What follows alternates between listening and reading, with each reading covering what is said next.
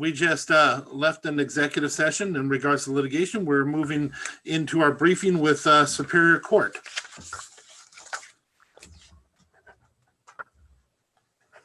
Who's going to lead that? Is that you, Dan?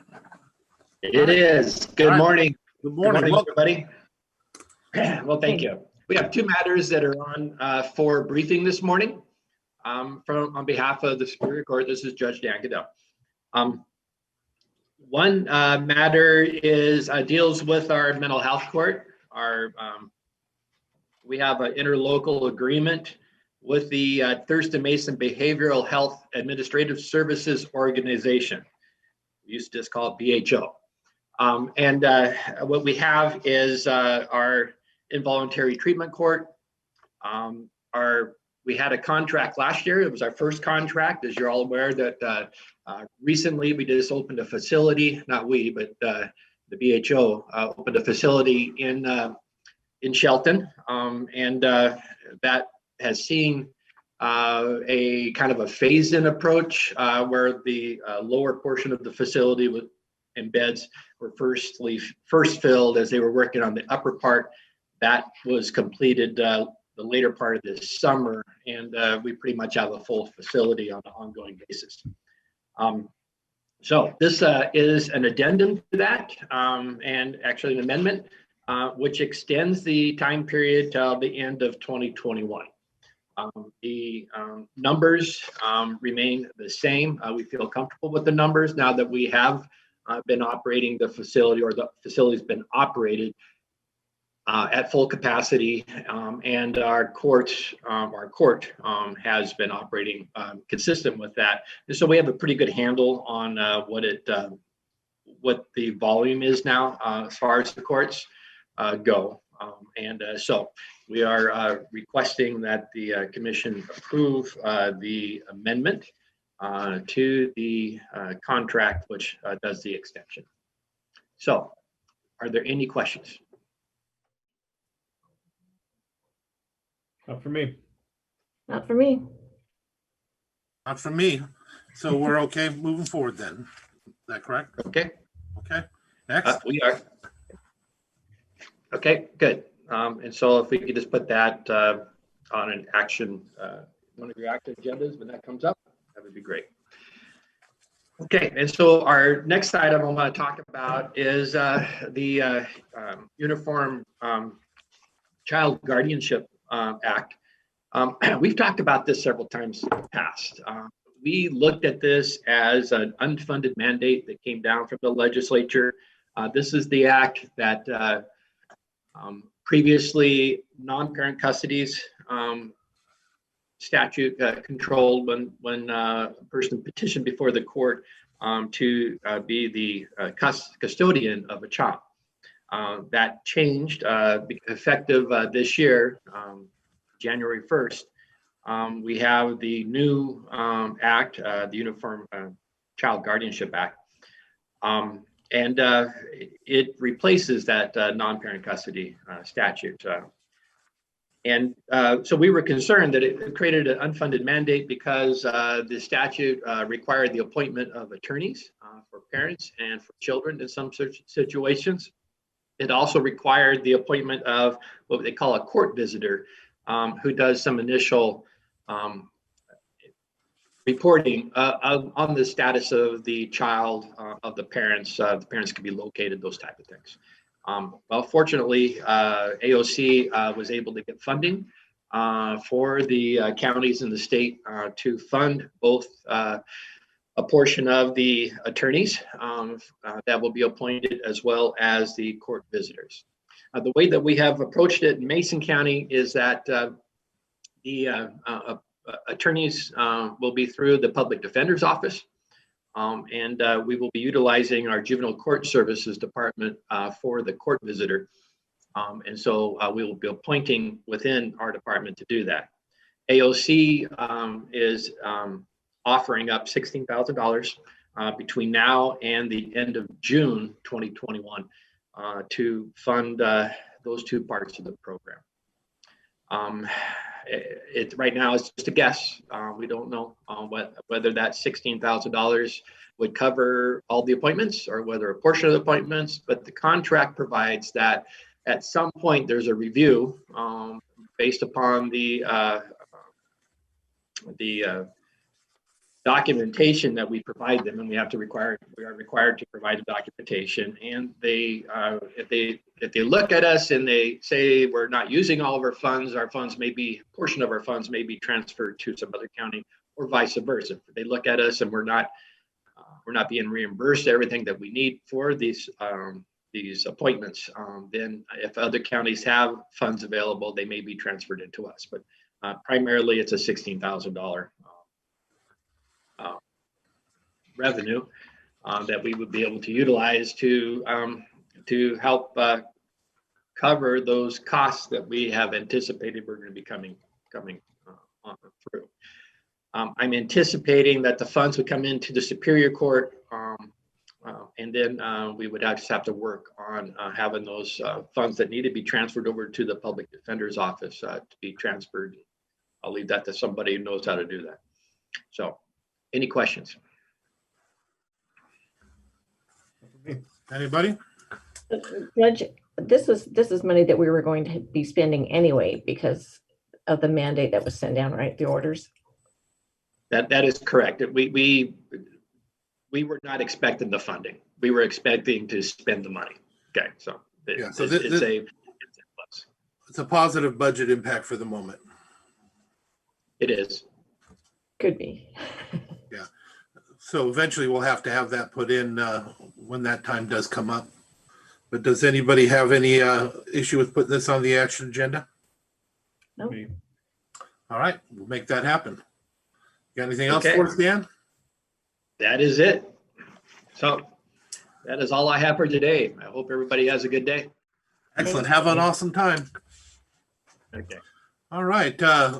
I do not see Peter Jones on here. How early are we? 2 minutes. His is the same involuntary treatment court request from the BHO. Yeah. So I mean, it's You want to just go ahead and handle it now, guys? yeah. I'm supportive of it. I'm good. Mr. Trask, as Yep. am I. Diane or Mackenzie, could you let him know? Yes, we will. Okay. Thanks. All right. Was that? Are you ready to go early, Frank? Yes, not a problem. All right. Let's go ahead and move into yours. Thank you, Commissioners. Good morning. Morning. Our first item is a request by the Sheriff's Office for use of REIT funding for an upgrade to their gymnasium for CJTC regional training as a regional training facility. So the request is for approximately $65,000 in total of upgrades to their resurfacing of the floor, putting in an accordion door to separate the large area, as well as some specialized blinds for $10,000. And they're requesting utilization of REIT funding. The support services will be bringing forward a fully encompassed REIT proposal for REIT funding to tie to the capital facilities plan in the next couple of weeks. Currently, REIT has $2,285,000 in it. It's projected to get $1,200,000 worth of revenue. So at the end of the year, there's $3,485,000 of beginning fund balance plus revenue in that fund. Obviously, any purchase out of that fund is a cost that hinders the ability of other projects to be completed. However, this at $65,000 is a minor component of that. And the Sheriff's Office is requesting authority to utilize those funds for the improvements to their jail. Under Sheriff, is there anything you'd like to add to that? Travis? He probably didn't know we were going to come on early. He may not have. Let me ask you this. Have you had the opportunity to visit the site or anybody else? Oh, here he is. There we are. Hi, Under Sheriff. Welcome. Sorry about that. I was walking down the hall with a fresh cup of coffee and thought I heard my name. That's okay. What's up? We've done a brief description of your request for the 64,213 in regards to the upgrades that you're looking to do. Could you give us a little more? Is there anything you want to add into that? Well, first of all, let me just reiterate, I truly appreciate Kelly and all the folks that they did coming over and painting, and they normally do a fantastic job for us anyway, but they were Johnny on the spot, and we were talking about the project weeks in advance, and they were saying, can we start tomorrow, kind of thing. So kudos to them. They did a great job. I think I put most of the stuff in my briefing there, but I would just say that I think we've briefed you a couple times now on the idea that CJTC is making us one of their regional sites for training, which is a great benefit to Mason County, because when they use us for a regional site, we don't have to pay for travel for our people. We don't have to pay for tuition of the classes because we get them in there. It was one of the reasons why we paid for the new projector for that area last year. And right now, the goal is to make that space much more functional. It's just a big open space at this point, which means we've got gym mats in there and people working out. And we want to be able to put that barrier wall in there so that we can conduct classroom things, have a bigger meeting space for more socially distanced meetings, which we're doing a lot more downstairs rather than our conference room now. And it's just kind of the step that we wanted to take in order to improve that room.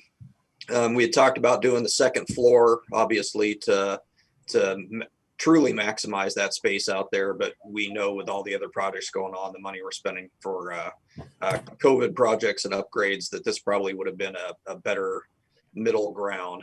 I recall that, I didn't put this in the briefing documents, but I recall that this year in the capital improvement plan for our 5-year plan, I think that we were slated for something like $250,000 worth of improvements at the sheriff's office. And obviously I'm not asking for that, but I think our facility was in the plan for this year for some of that improvement money.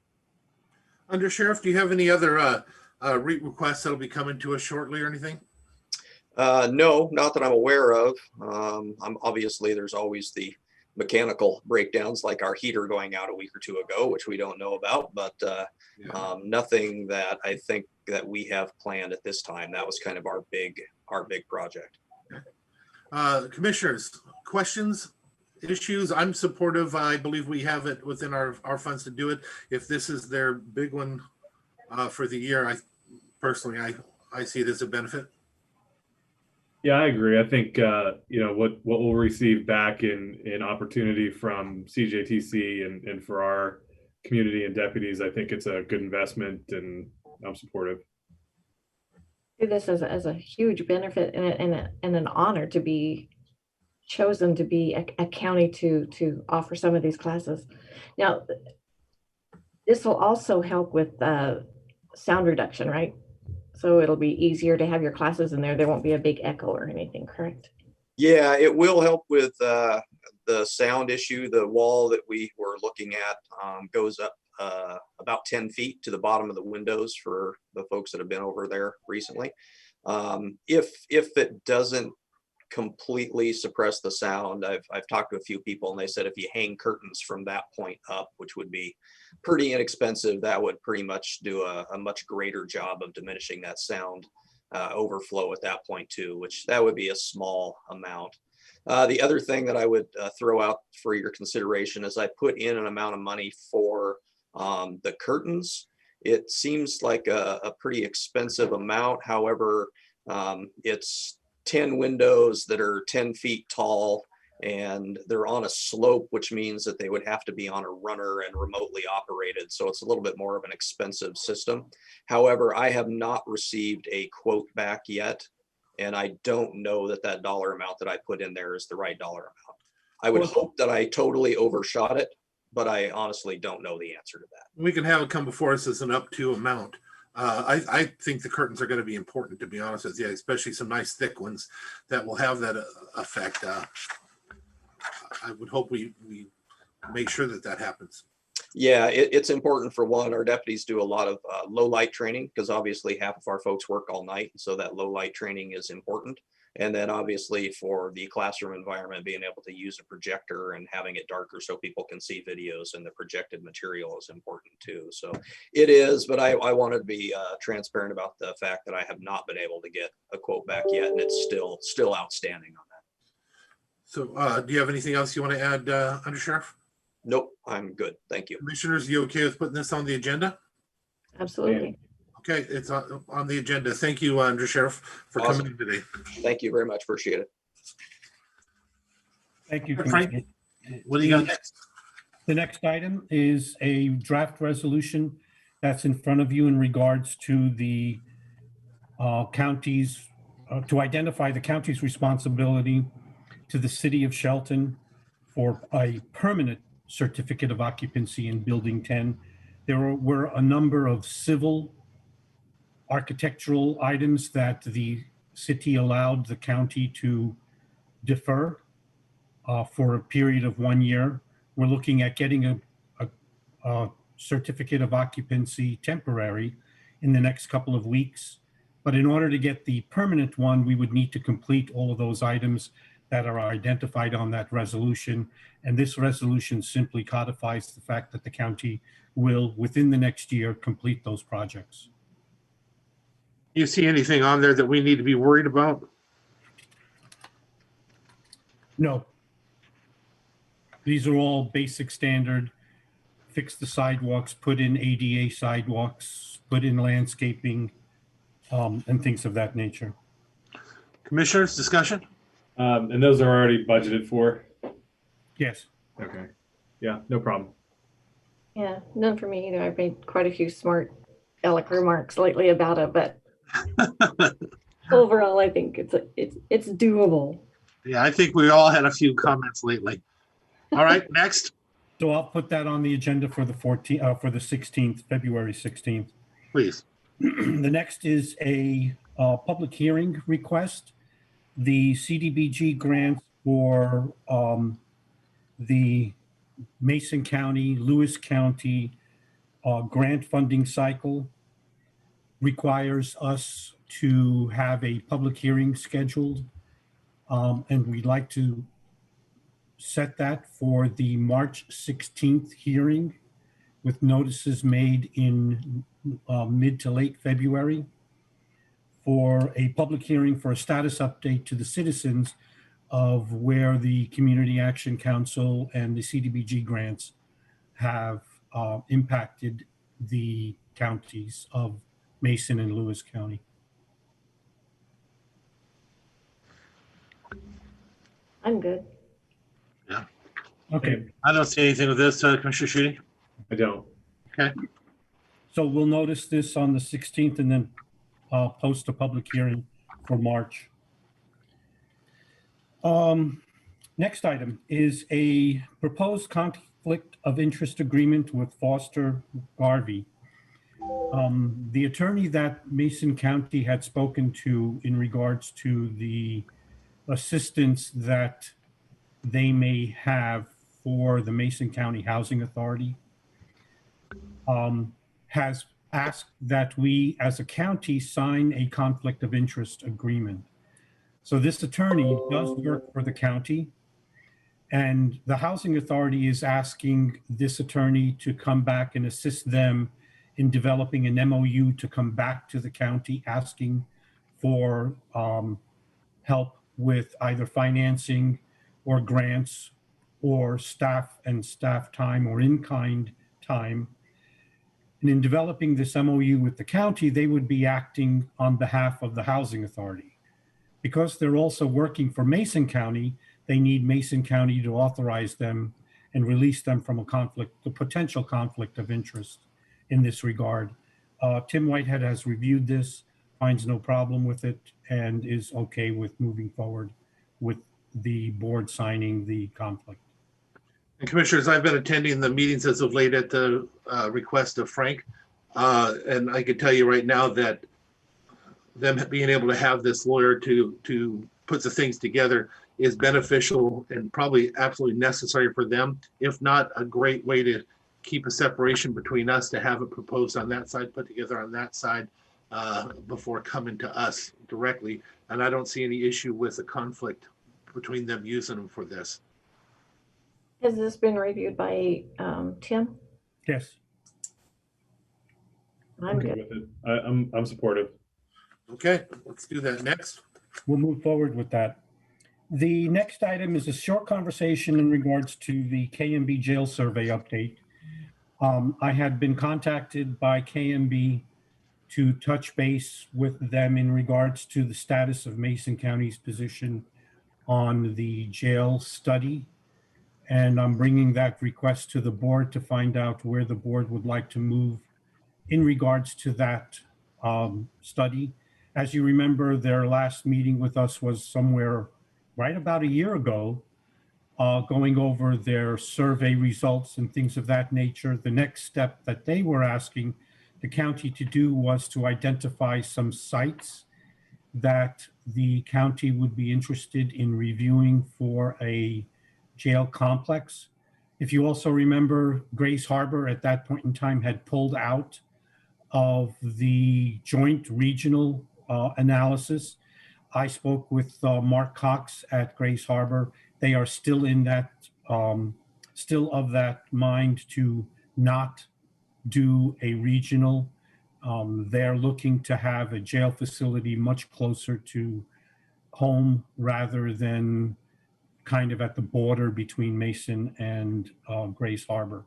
So they will continue their own analysis, but they do not want to continue with a regional. So the question I have is, A, does the board want to continue that process, move forward with the KMB meetings? As far as finances are concerned, they're paid up to date. They're about 55% complete in the project. So the previous allocation and budgets would still be the same. Nothing would change from that perspective. Frank, what deliverables do they have left that constitute that 45% remaining? A site review of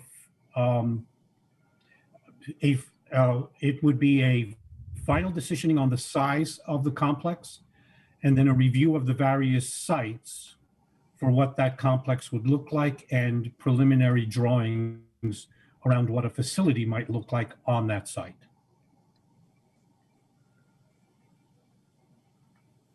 Okay, and then what amount of money is left on that? What was the total, and then kind of what would be remaining for that work? I don't have the exact amount. I apologize, but my recollection is that there's about $250,000 left on that contract. Does that factor in Grace Harbor leaving? Yes. Okay. Commissioner Trask?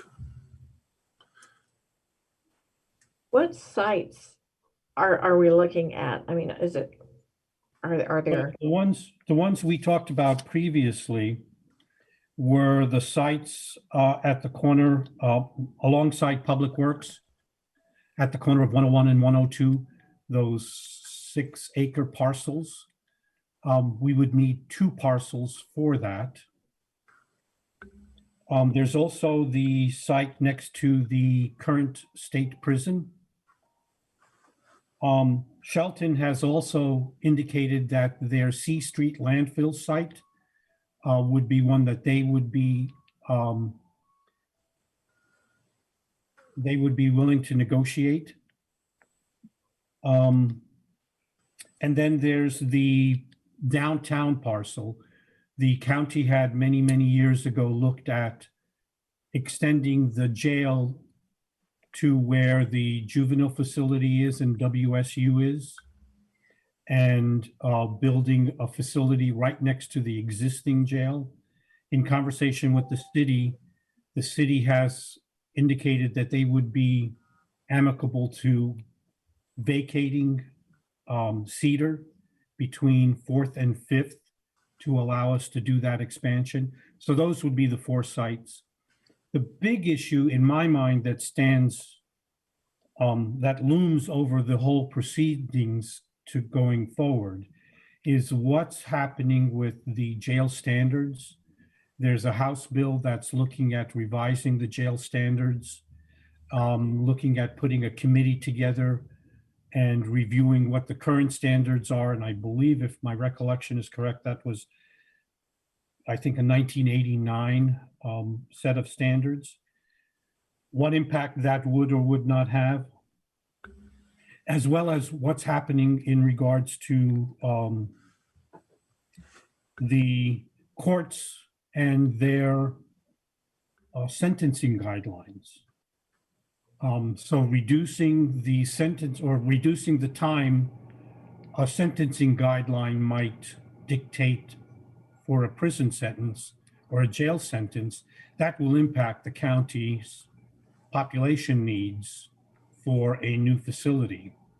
So all of those are questions unanswered at this point in time. How does that fit into an analysis that occurs today based on old standards and current guidelines, if those are going to change within the next 2 or 3 years? I did talk to KMB about that, and they would be adding that into their analysis, but I don't know how good their crystal ball is relative to anybody else's crystal ball.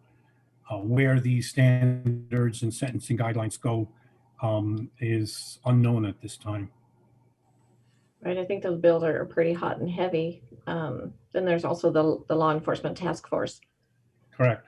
which could be adding amendments to the bills or more cost to the county. So, yeah, let's just keep that in mind too. Mr. Schutte?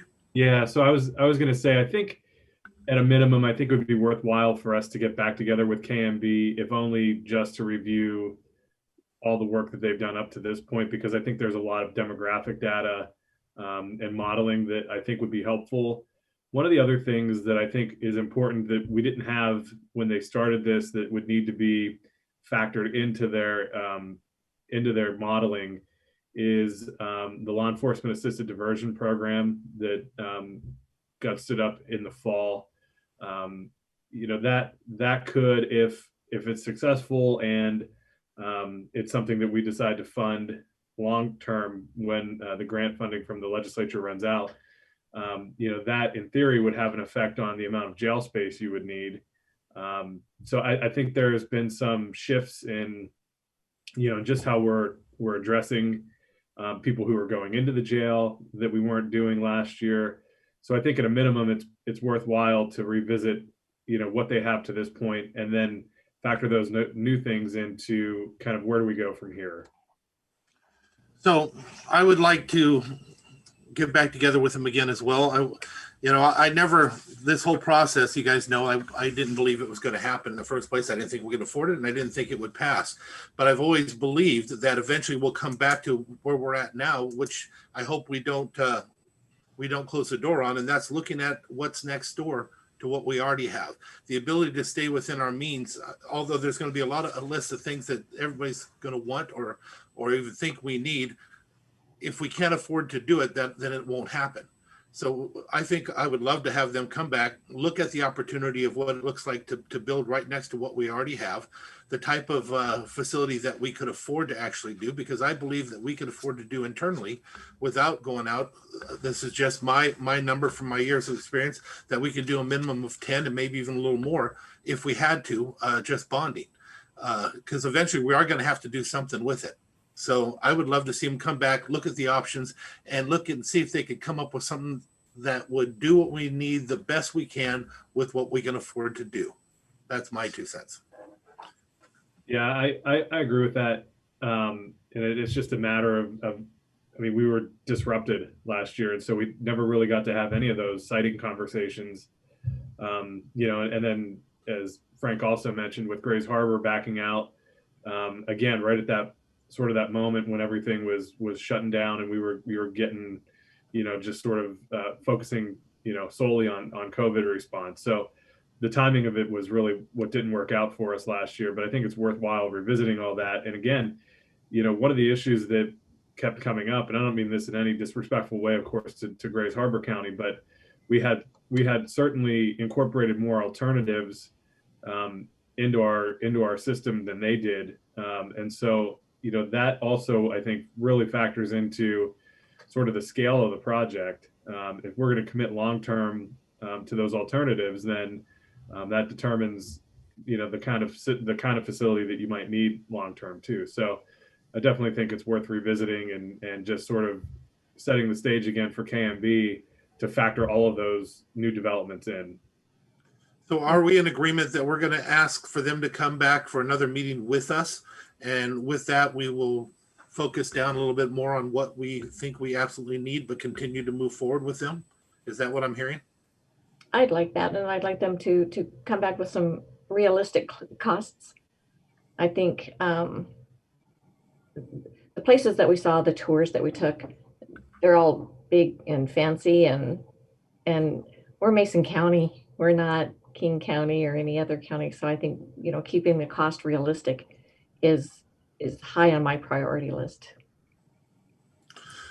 So I think we have an understanding. So I'd like to ask Frank that you make that appointment. We'll figure a way. It sucks because of the not being able to be in the same room.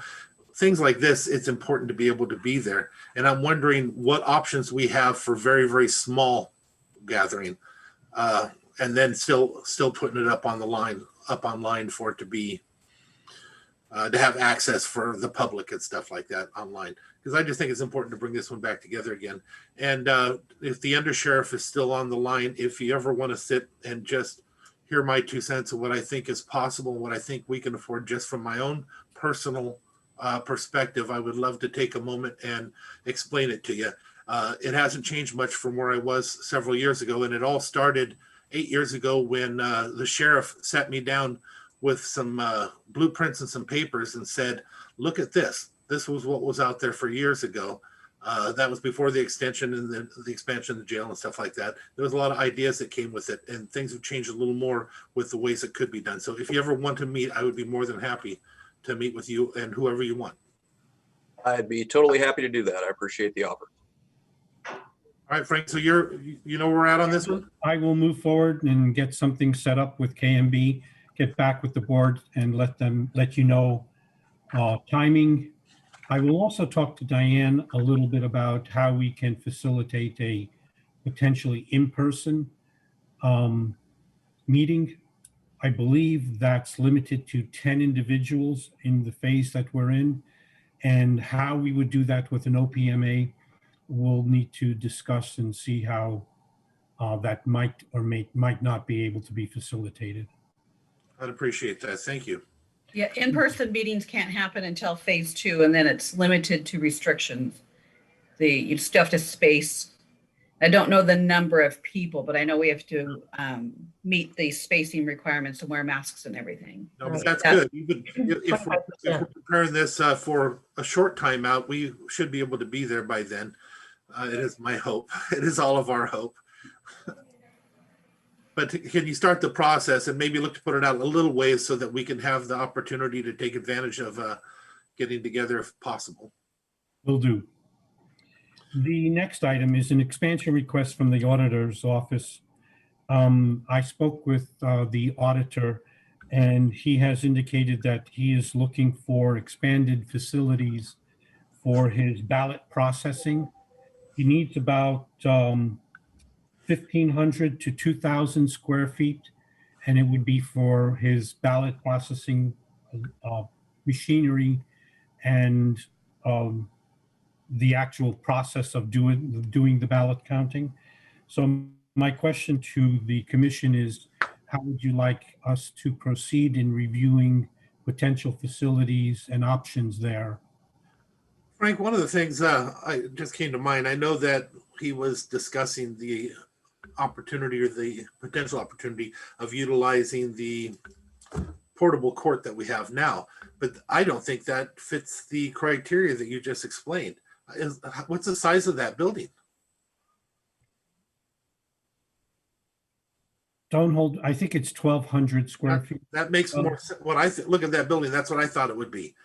So that may not even meet the criteria, even though, you know, Well, that depends on how realistic his 1,500 to 2,000 criteria is as well. we should probably find that out. And then remember, I don't know if you guys remember, but we looked at, or I sent you the information on a building that was uptown also. Building 6 is 2,184 square feet. 2,184 square feet. Boy, there's a lot. 2,100, but that's with, I mean, it's pretty broke up. You'd have to take a lot of walls and stuff out, but that's what my numbers show. Built in 1994, 2,184 square feet. Must have a basement. I was gonna say, A second floor. I haven't seen that as a realtor, but it could all be behind that I just haven't seen. Sure. Yeah, it is pretty broken up in there. What about supporting walls? I mean, is it okay to just open it up and gut it? You'd have to keep some walls, but you can make it into basically 2 big rooms, one in the front, one in the back. Another option Kelly and I spoke about was utilizing Mel Chevrolet. The search and rescue piece component of that has moved on. So maybe there's a feasibility into that building as well. I'm Now, getting you those numbers today. Yeah, I was gonna say, we didn't use that in the beginning for other things. Seemed pretty costly. So let's find out what that cost is. I like it though. It makes sense if we're renting it to utilize the whole thing if it's possible. I'll get those numbers to you today. Invest in a building we don't own. So Like, what what's I, the, Kevin? sorry. I was just gonna say, what's like, how urgent of a need is this? I mean, how much planning time do we have? he indicated that he's got $33,000 in a grant that has available for equipment that he needs to purchase by June, or I think June. Yeah, by the end of June. Plus, I believe he had another 100, but it was all for equipment. I think the 30,000 was stuff he could use. From what I understood from my conversation, that's what he could use for other things, maybe. But the 100,000+ was for equipment. Is That was necessary. it just possible to store the equipment until we purchase it and then store it until we find a suitable spot? That is an option that we can look at, absolutely. I don't think we want to lose out on those grants. You know, and then there's, as Commissioner Netherland mentioned, there's a building up on Old Olympic Highway that's for sale for $635,000. I'm also trying to inquire about the Bank of America building, That's which a good will one. continue to extend the campus in exactly the same between 4th and 5th Street. And I've been working with people at Charlotte, North Carolina, to find out who the right person would be to speak to in regards to that building. I do want to say one thing, though. I hate to be the turd in the punch bowl on this one. We're better off trying to utilize what we already have. The reason why is, look at the cost. Could you imagine if we decide to go into the Bank of America building, which I love that building. I think it'd be a perfect building for us. Can you imagine the cost that the city will put on us and the requirements that they will have for that location? We just had all this for this other location. I'm sure it'll double because it's down here. Being able to get a building that already has the stuff in that's needed and just have some changes for a change in tenant is a lot more beneficial. But just remember, whatever cost we spend, as we've learned, we will spend a lot more once we start making it how we would like to have it. I don't think the city is too happy with us taking any property. I agree with that too. Although it's amazing because all the jobs and everything go with it, and that building was empty, and they have this thought that we got it in some other manner, but it was an arm's length transaction. We had appraisal, we had everything. I don't know. And I don't think that that very high end produce and store was actually looking to go there. Was it Trader Joe's? That's what it was saying. I don't think they were looking at that. So we will gather more information and come back with more options within the next couple of weeks. Thank you. The next item is an agreement with OAC for District Court Interpreter. Diane? Yes, I think Patsy's on here, but she has the agreement for the interpreter reimbursement program from AOC. We'd like to put it on the February 16th agenda. Does anybody, either of the commissioners need that explained, or? Nope, I'm good. No, I'm supportive. I'm supportive as well. So there you go. We don't have to do that one that way. Go Thank ahead. you. Uh-huh. Thank you, Commissioners. The next item is a request by District Court for lead pay. Hey, Frank, before we go on, let's just clarify. Patsy, we went ahead and we're putting it on the agenda. It's going. And Peter Jones, your stuff was addressed earlier, and we went ahead and moved forward with it. Very well. Sorry about that. I'm doing the felony docket on one Zoom and this on the other, so I apologize for bouncing back and forth on you. No problem. Just know we got you. So you don't Right, have to great. hang out if you don't want. All right, Frank, go ahead. So I wanted to bring, on behalf of the District Court, a request to approve lead pay for one of their individuals. In our review from HR, we've looked at the eligibility of this individual for lead pay and confer that, yes, this person would be eligible for lead pay, but the board is the final arbiter on the authority to offer lead pay. So we're bringing that forward to the board today. Does any of the commission have any issue with that since it is under the recommendation of HR? I do have concerns and issues with, I guess, with lead pay in general. If somebody is qualified to do a job, then why are we not, or it just seems like it's a workaround. And instead of finding a definite answer and following, just making a commitment, we're just pushing it down the road, and it just makes it easier. I have a hard time with lead pay for that reason. Understandable. I always have a hard time with lead pay. Is there something that you would request at this time, though? Or can we put an end date? It's annual. Yeah. So the board reviews it at budget time every year. Yeah. That just feels like we're kicking it down the road. I mean, if we have a date in there that says at this point in time, if that lead pay is still required, then the person should be put into a position that doesn't need the lead pay. Does that make sense, or am I just? do they have the position? Does it already exist? So it's not, and this is the issue. A number of years ago, we negotiated lead pay into all of our contracts. And in that, we gave up, or the union received, the ability to, when specific duties are assigned to an individual, to receive lead pay for that. Normally, what would happen is you would promote somebody to a higher position that would receive a 5 or a 10% salary increase. What the county has done is put it into a CBA to say, when and if upon the county's authority, once you've met these requirements, you are eligible for lead pay. Now, if in the next set of contracts, we can attempt to begin to start pulling out that lead pay clause in the contract by offering a higher level position, a supervisory position, or a higher tier a position classification, then that would eliminate coming in front of the board on a regular basis and asking for authority to issue lead pay. So we've kind of boxed ourselves into it by authorizing it within our CBAs, but as a course of negotiations, we could attempt to remove it by simply saying those that have lead pay would be assigned a higher category of classification, and they would naturally just simply get it as a function of their responsibility and assignments given to them. That would be done at our next negotiation, and then we have to change that into our budget as well.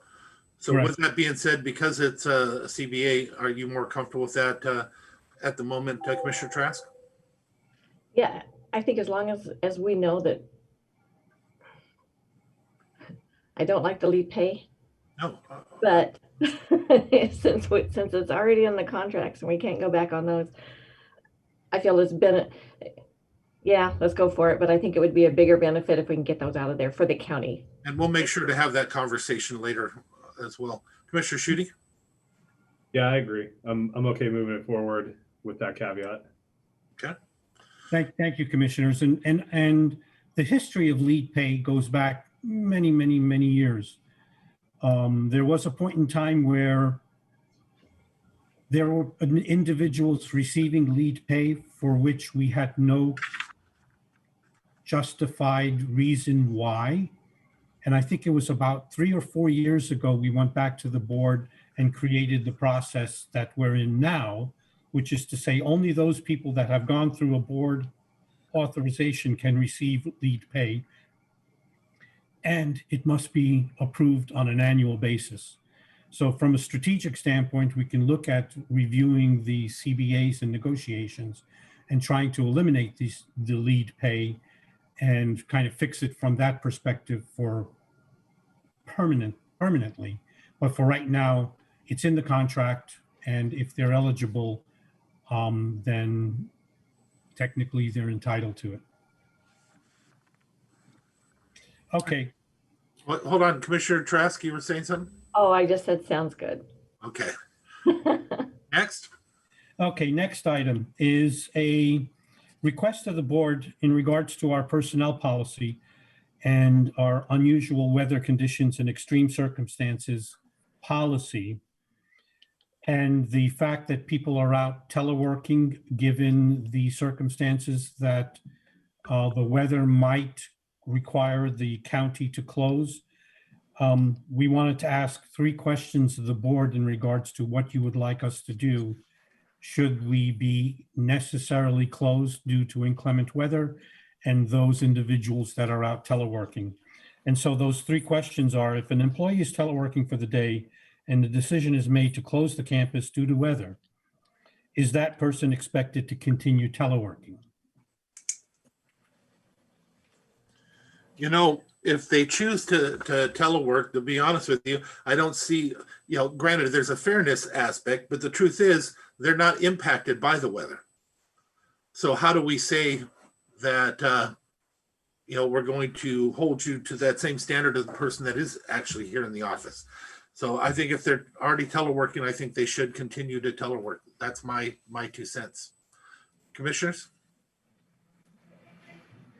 Yeah, on its face, I would tend to agree. I don't know what kind of exists out there in the HR world in terms of guidance on this, or other input that maybe has been other places are implementing. But I mean, it seems like a reasonable thing. I know, and not the same context, obviously, but feel bad for students now who are remote learning, and snow days were a huge part of, my childhood, and I love that. So I get it, but I think there's an expectation, and the other part of it, I think we're pretty limited on the people who are teleworking at any one given time.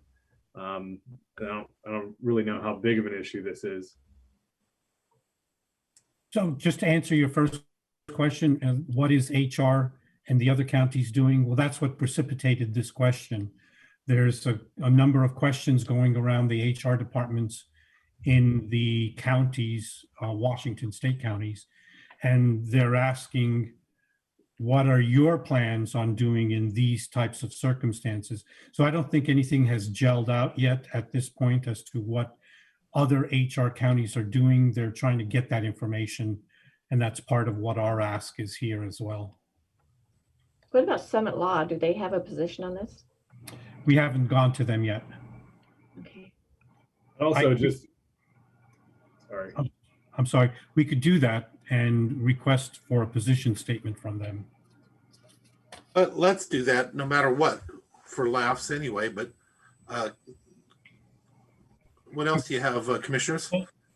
I was just going to say, the only thing to consider there is if your work is, if you're teleworking and your work is completely tied to some other office that they're predominantly in person or whatever, and they're going home. I mean, there could be issues around that. I think it's worthwhile just sort of soliciting some sort of best practices on this. I know it's new to us, but it's not new to the working world, to be doing teleworking. So, I mean, there has to be some body of evidence out there and sort of policy that shows what's working. I mean, like I said, the private sector has been doing this for years. So, I mean, we should be able to glean some information that would be useful. So when I step out of this office, I'm going to have stuff thrown at me by some of our staff right out here. But, with the way we've changed things now with our telephones and the like, it makes sense that if they are able to do that from home and answer the phones from home, we still provide the benefit to the community while they're home, even for those type of jobs. So you send them home is one thing, but if they can still do the work, and we're used to that now, then I don't see where we should have the ability or right to say you don't have to work today if you could have any other time. So we'll circle back in HR and get some additional information from what the other counties have been able to pull together, as well as some HR standards throughout the public or the private sector, and come back with some with a follow-up on this brief. Okay. Any other questions from the commission before we move forward or move past this one? Nope. Okay. So what you got next there, Frank? Next item is a news release regarding the Board of Equalization. We have had a vacancy in the Board of Equalization. We have two alternates, Carl Soper and Brenda Hershey. Carl was appointed on May in 2019, and Brenda was appointed in August of 2020. The question is would you like to appoint one of the alternates as a regular member and then get authority to post for the vacancy in the alternate? I would prefer that. Have the alternates been spoken to and asked if they would consider doing this? Yes. Yeah, I would feel Does it comfortable. reply yes from both of them or just one? Yes, from both. So who has, So the would question that is- just go to whoever the most senior alternate is, or how would? That would be up to the board.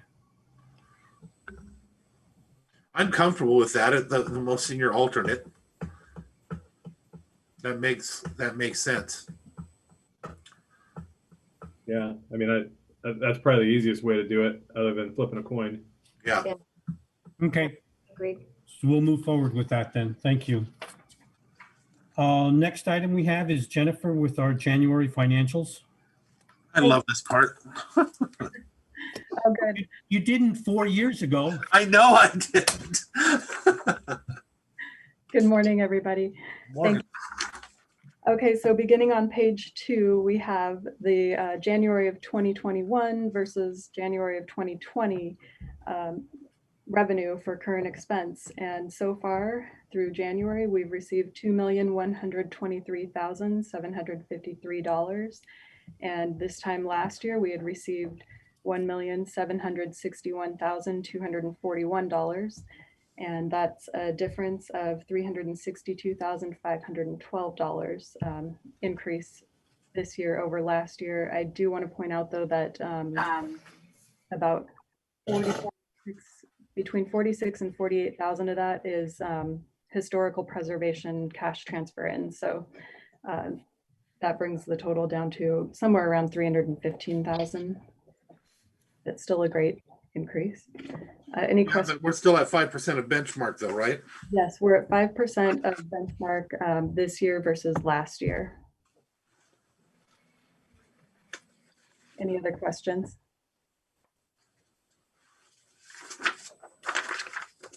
Okay, so moving on to page 3, we have 3 and 4. We have the Treasurer's Department receipt, and through January of 2021, we received $1,075,749. This time last year, $1,064,132, and a big increase was in our retail sales and use tax, we've received 572,000. This time last year, 456,000. So that's a nice increase. So any questions on this before we move on?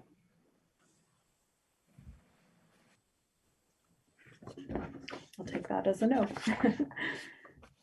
Okay, so moving on to page 5, we have our current expense, January of 2020 versus 2021 expense comparison. We have expended through January $2,998,751 compared to last year $2,857,835.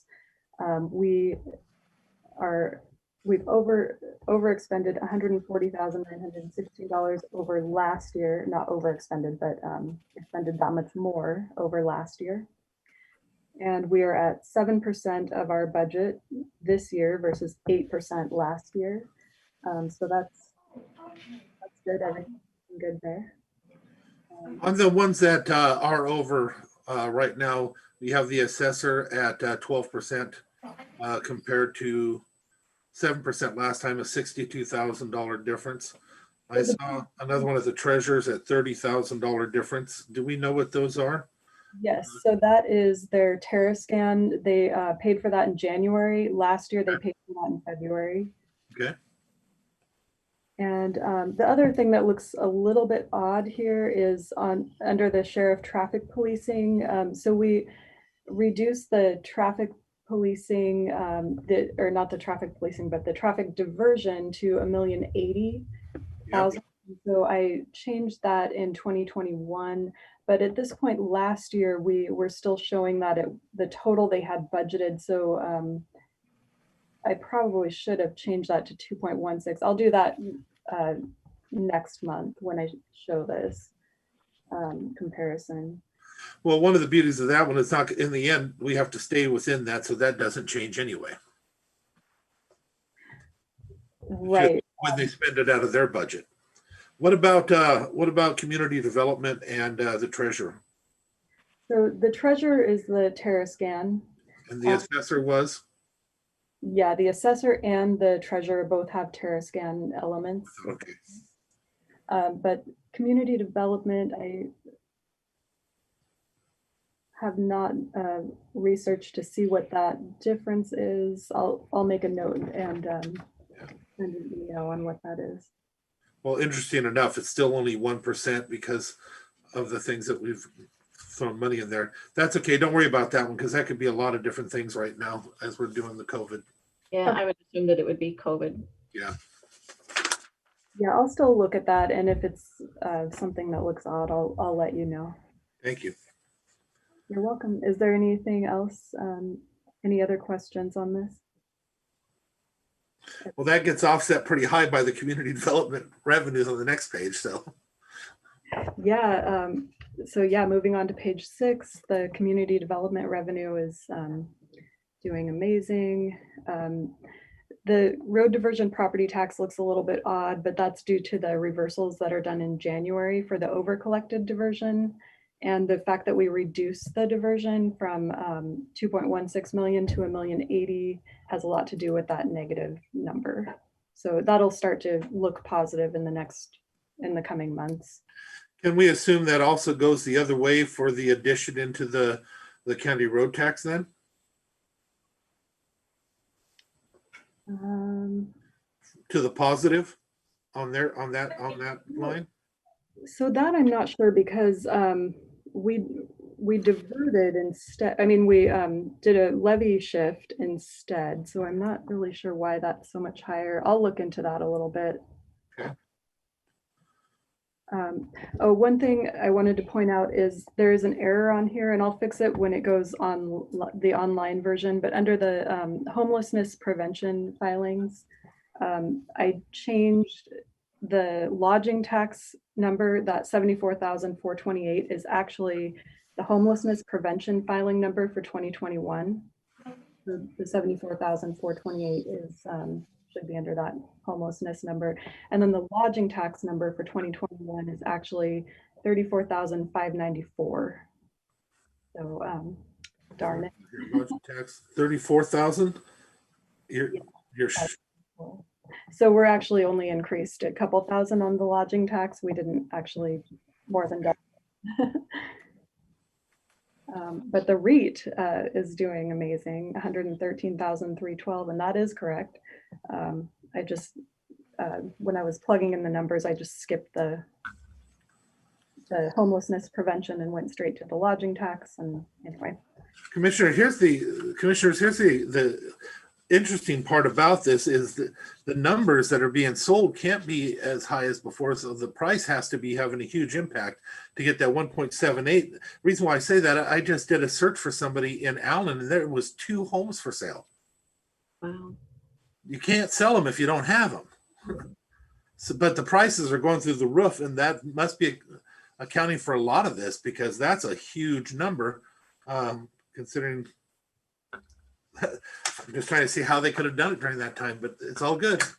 Yeah, I've heard it's definitely a seller's market. Yeah.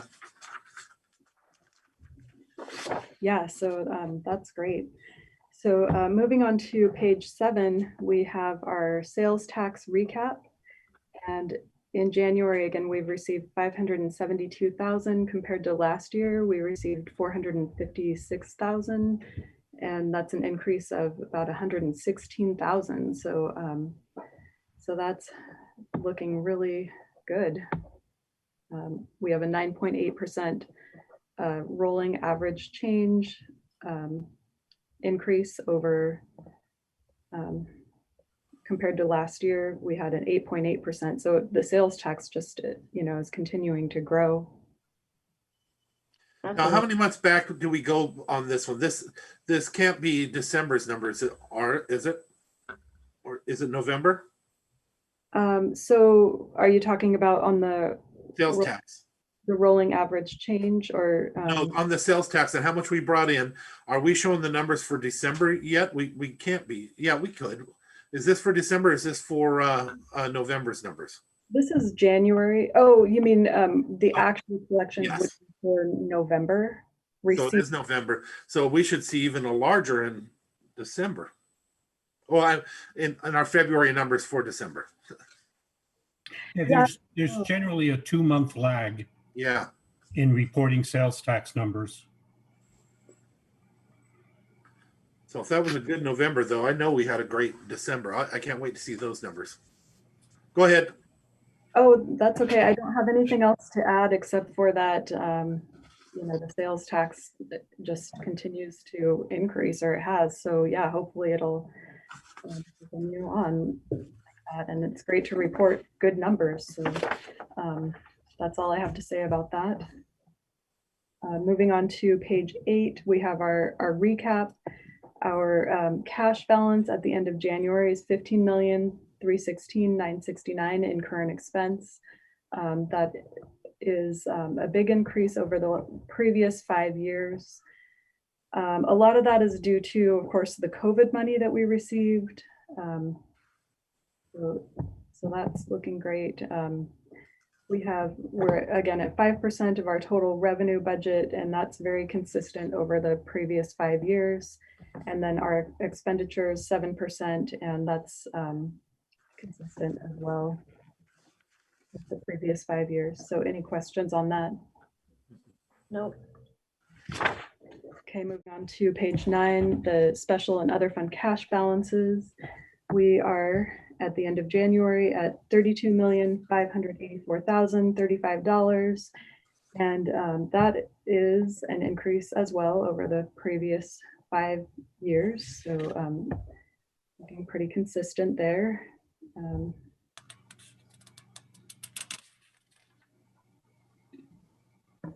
Any questions? Nope.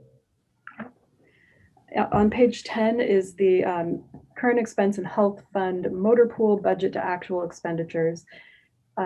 So you had asked me, commissioners, what the budget was for the motor pool for 2021. So here you have it. It's 1.1 million for all of current expense, and of course the The sheriff is the majority of that at $1,078,000 or closer to $1,079,000. Do we have a historic number that we can use to offset to so we can follow compared to what we spent in the past? So Frank and I and Kelly Berg had a meeting about that, and we are going to put that together in the near future and have that to you hopefully pretty soon. But we're at about 8% of our budget, which is where we should be at this point in time. Any questions on this? Nope. Great. And the revenue and expenditures for the special and other funds, I did not have a chance to get that together for January. So I will put that together though for online, and I'll have something hopefully in February for that as well, when I do the February financials. Okay, so that's all for the financials. And the next thing that we have is the request for proposals to provide services to the poor or infirm with a preference towards veterans in Mason County. And this RFP, draft RFP that was put together, basically takes our contract that we had with North Mason Resources in 2020 and is asking for pretty much those things that were in that contract.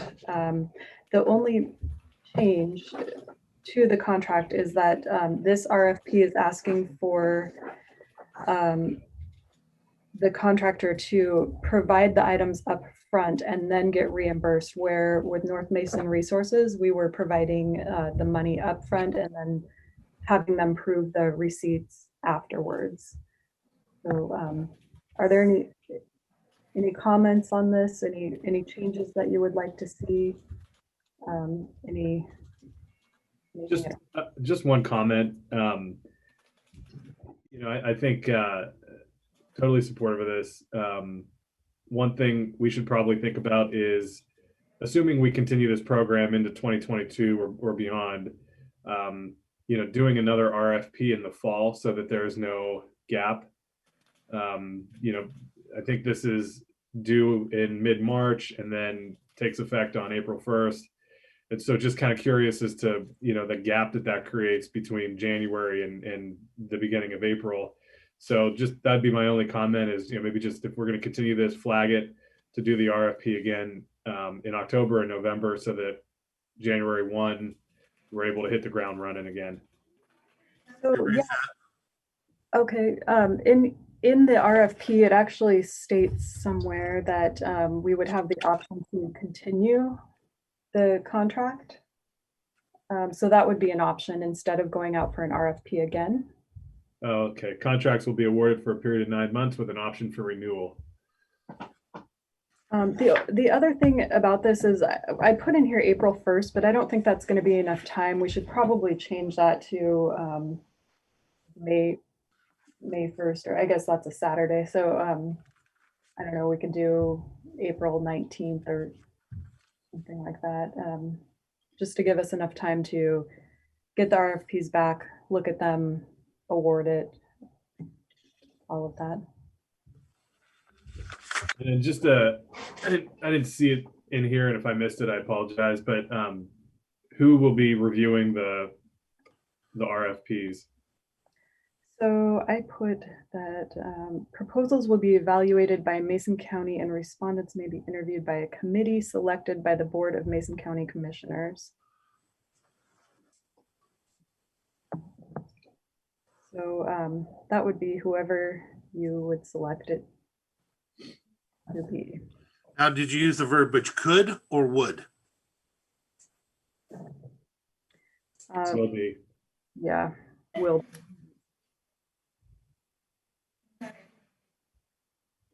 Because we may just want to decide it ourselves if we have two instead of setting up some committee.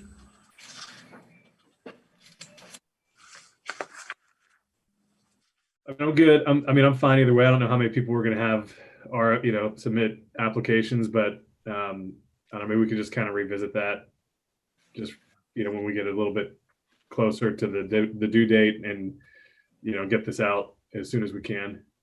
Yeah, I'd like to get out as soon as we can also, but I would like to be able to have just one or so word to allow us to make the choice. If we only have two, then it doesn't make sense to put together a committee. If we have one, it doesn't make sense to put together a committee. So I don't want to force us to have a committee that we don't need.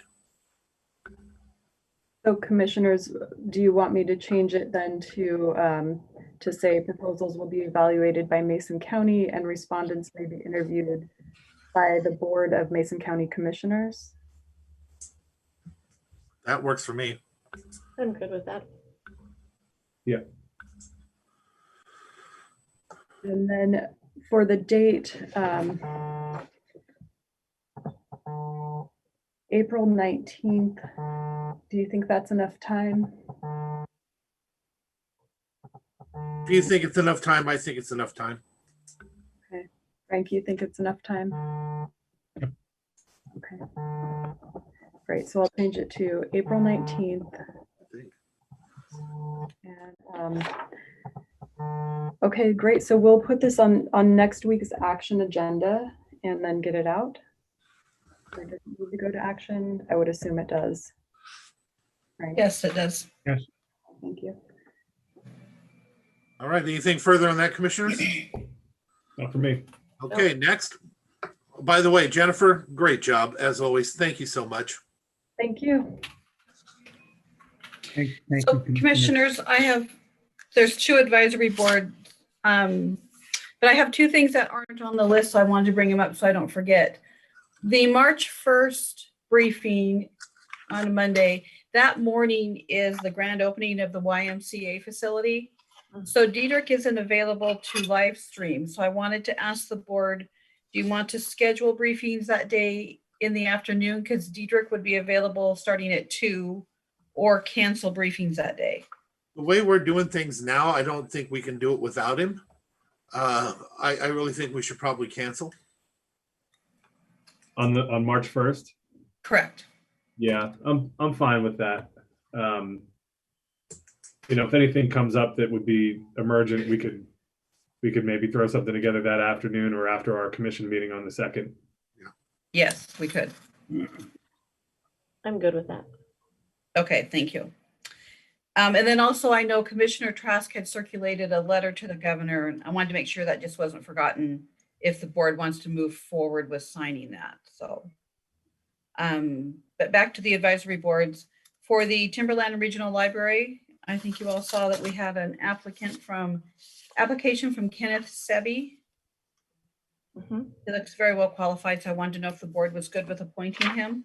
Does anybody know this person on this board? I do not, but I think anybody that references Andrew Carnegie in their application to serve on a library board should get some credit. So, okay, so you're all comfortable with that? Yep. Okay, then we just have the one. So let's go ahead and appoint or put on the agenda for appointment. Next. Okay, and then we have Janine McLaughlin for the Lewis Mason Thurston Area Agency on Aging. And she's been the only applicant we have for that board. She's a member of the Pioneer School District. Do any of the commissioners know this person? I don't know her, but I know she comes highly recommended. So I'm good with good recommendations. Commissioner Schutte? I am supportive as well. Okay, let's put that on the agenda also. Thank you. Thank you. Thank you, commissioners. And we have one more item. I wanted to announce to the board that I will be retiring this year. And my retirement will be as of the end of August. My last working days will be around August 27th, the last week of the month. Well, first off, congratulations. It's an exciting opportunity for you and your family, and so definitely excited for you. So offer you our congratulations on that, and look forward to piecing together the transition in the next few months. Thank you. Thank you. You know, Frank, as the time comes around, we'll have a lot more to say, but you already know the admiration and respect that I have for you, and years that I've had the opportunity to work with you and your real life way of looking at things. I can't express enough how refreshing that was at times when it got pretty bureaucratic around here. So we'll talk more at some other point on that. Thank you. Yeah, I think you know how I feel too. I mean, my third year, and man, I would have been lost without you. So I appreciate your wisdom and insight. Thank you. Thank you very much, commissioners. It's been a pleasure to work with all of you and with all of the people in my team and for the county. I do appreciate having had the opportunity to do that. Does anybody have anything else before we go into an intermission? Just a real quick follow on to Frank there. Maybe, maybe just kind of map out the next few weeks in terms of the conversations that you want the commission to be thinking about, and kind of what that looks like for, again, just sort of preparing for your transition out. I will do that.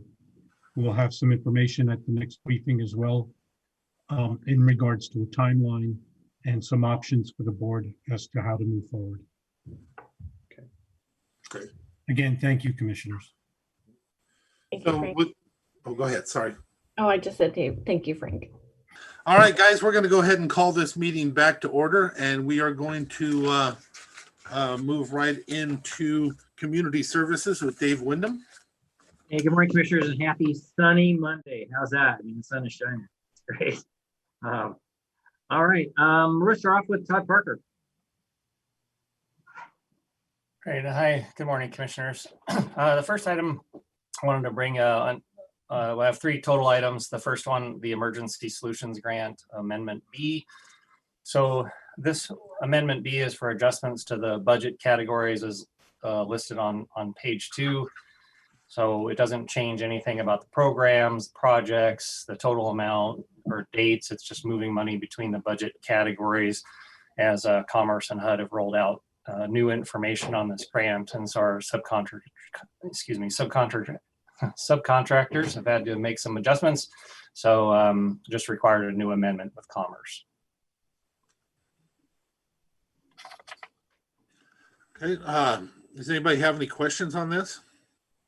No, good with me. No, I'm good. Same here. I'm still reading it. Sorry. Yep. Let's go ahead and move forward. All right. Thank you. You got item 2. Then the second item I'd like to bring forward is the Eviction Rent Assistance Program. So we had, after an invoice from our time through December, we had some additional money in our administration category. And so we're able, of the balance projected about $34,223. So we want to be able to put that towards rent assistance.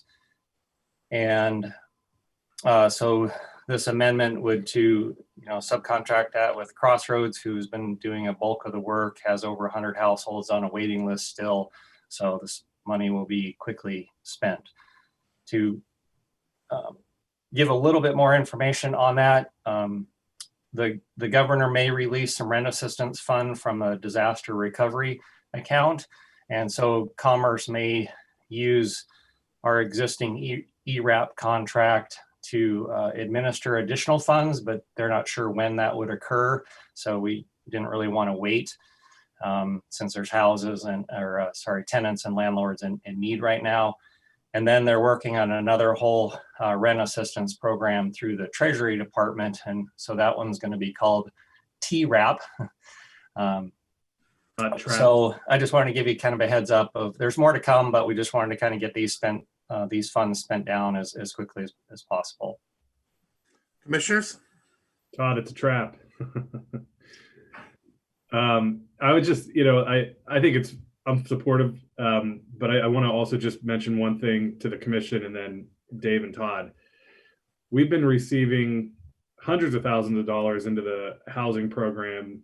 And I think understanding kind of that side of the COVID response, the pandemic, and trying to project out, once the programming turns off, does that mean that there will not be that need that has been created as people try to remain in their houses or look for affordable housing opportunities? And so I know that there's been some conversation happening within community health, but I think it may be time, and there's an opportunity through some of these granting funds and opportunities to look at adding some additional housing support to the county. I mean, I know Commissioner Netherland, you've been on with the Housing Authority and understand some of the challenges and complexities there. The housing side of things is just I think a really critical but also complex sort of side of the pandemic response. And so if we can find some capacity within the administrative funds or as these new programs roll out, this might be an opportunity for us to rethink how we staff the housing side of our community health programming. And so I wanted to put that out there and just put that on the radar of the commission and staff as well. Commissioner, are you thinking that some of these funds right now, though, may be better used in any of the ideas that you're talking about? Your discussion is sound, without a doubt. So when do we want to start putting money into finding out those options and what we can do?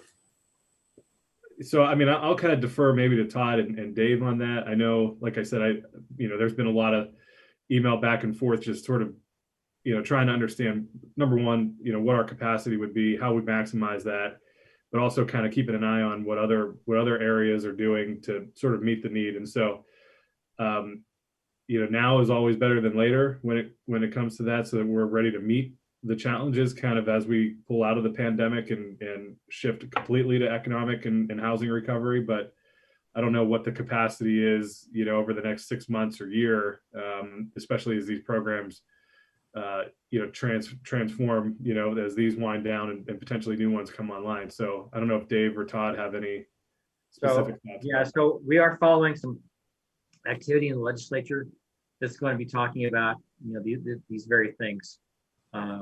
So there's a couple of proposals last week through the legislature. So we'll kind of see how they break those down in the housing community piece, because this is one of their top equity issues as well.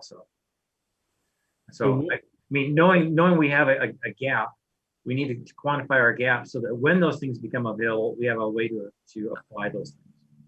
Yeah, and I even think, looking for capacity sooner than the legislature. I mean, that horizon is out, maybe I'll be optimistic anywhere from the end of April to, the end of June or if not beyond. And we know that there's a critical need now. And so, I would maybe just sort of challenge back and say, let's look for some capacity sooner than what's maybe being kicked around in the legislature, unless there's any heartburn on the side of the commission to starting sooner rather than later. I'd rather start sooner rather than later. So I'm very supportive of it, and we can consider all the options now. Let's do it. That's what I don't see any reason we need to kick it further down the road. I agree. I think let's get her done, so to speak. So are we comfortable with moving this forward? Do you want to hold off on? What are you thinking? I'm okay moving this forward. I think there's a real need for it. So I'm not trying to jam that up in any way. I was kind of looking at it from the perspective of both and. Yep. So, unless there's some other thinking on staff side, but I think let's move forward with this and then look for that additional capacity that we need. Commissioner Trask, you agreeable with that? Okay. Yeah, absolutely, yeah. As am I, so we'll move forward with that. Now, Dave and Todd, I'm going to take 1 second here to say this. I have asked for information that I still have not received, and I'm going to make it very specific again. I would like a breakdown of what we're doing with our dollars throughout our regions. Break it down if you can, even by zip codes. I'd like to see where the monies are going for the different grants, the homeless, rent assistance, any of them. I'd like to have an idea of how all this is being dispersed and where it goes. Okay. Up to this point, I still have not received that. Okay. Okay. With that, what else we got next? Just one comment. I do appreciate your support, commissioners, in the taking a look at the housing area. I can tell you, just so you have some additional information here on the spot, but Commerce is, staffed up tremendously throughout their housing assistance unit, given the additional funds. All of our neighboring counties like Cowlitz, Lewis, Grays Harbor, Kitsap are staffing up. Grays Harbor, that's comparable in size, and the amount of money that they receive are, have about 3 people doing what I do on a 0.8 FTE. So they're one is temporary to assist with some of these grants, but long-term wise, have 2 coordinators in that. So happy to share any additional information that's needed. Good. The third one is the Housing and Behavioral Health Advisory Board's annual report. So each year the advisory board kind of compiles a report of some of the accomplishments and some of the things that have been done throughout 2020, and also making some recommendations here for 2021. So I have the report in the packet, as well as a press release to be read at the February 16th briefing, if that's okay with you. And I just want to kind of call out the 3 main goals that they're recommending to really focus on. And one is reduce poverty rates, increase affordable housing options, especially for single adults, and reduce incarceration of individuals with mental health conditions. Okay, any questions or anything else for him on any of this or anything else? I'll just make a quick comment, just a real tip of the hat to the Housing and Behavioral Health Advisory Board. That's comprised of, some citizens from the county, Chief Bakken from Commissioner Netherland's district, Cappy Shapiro from Commissioner Trask's district. So it's really a countywide approach and view of the work that has to happen on both housing and behavioral health. And I think the group takes it really seriously, and always room for improvement. And I think we have some opportunity to grow in terms of, really having a good opportunity to debate sort of policy and future and goals and all those things. But I appreciate the work that they do, and also appreciate the work that Todd and Lydia and Abe and and what they bring to the conversation from their perspective of doing the work every day. And so, Todd has really done a great job at providing information and clarification and documentation to the group. And so it's definitely a team effort, but just didn't want to walk away from this without saying thanks for all of that work. Agreed. Thank you too, Commissioner, for being a part of that group as well. I truly appreciate it. They're needed. I agree. And if I could, I hate to belabor this, but I want to point to one thing in particular on the housing side in the report. Between 2017 and 18 for that year to this year, we have nearly cut the amount of literally homeless people in half in the county. And that's broken down by countywide and then a Belfair subset. So in 2017 and 18, our literally homeless in the county was at 353. Countywide, that was down to 172 in 2019 and 20. In Belfair, that went from 103 to 20. Just an incredible amount of improvement in that couple-year period. And so as why it's so critical that we think about what we're doing from a housing perspective is we don't want to lose any of those gains.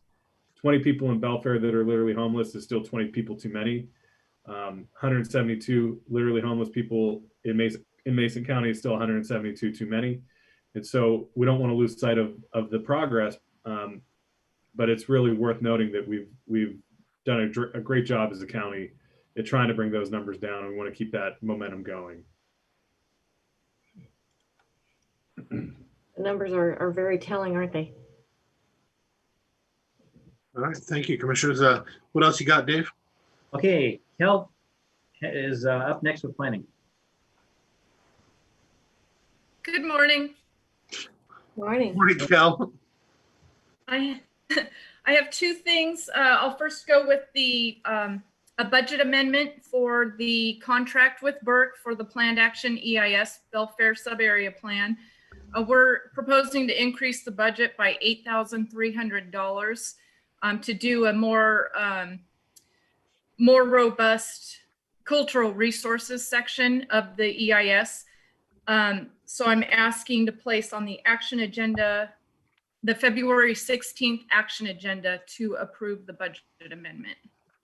Supportive, Commissioners? Well, Yep.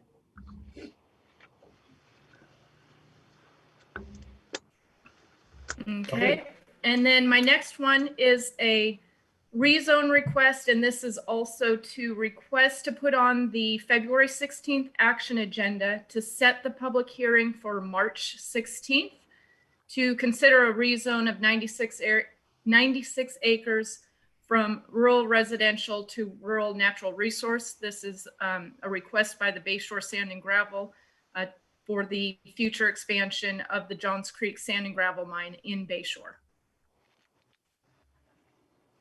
Now, Commissioners, oddly enough, on this one, when we're doing some research, it appears that it may be split between the two of you on you know how I feel about giving deference to your districts, but this one may be split literally between the two of you.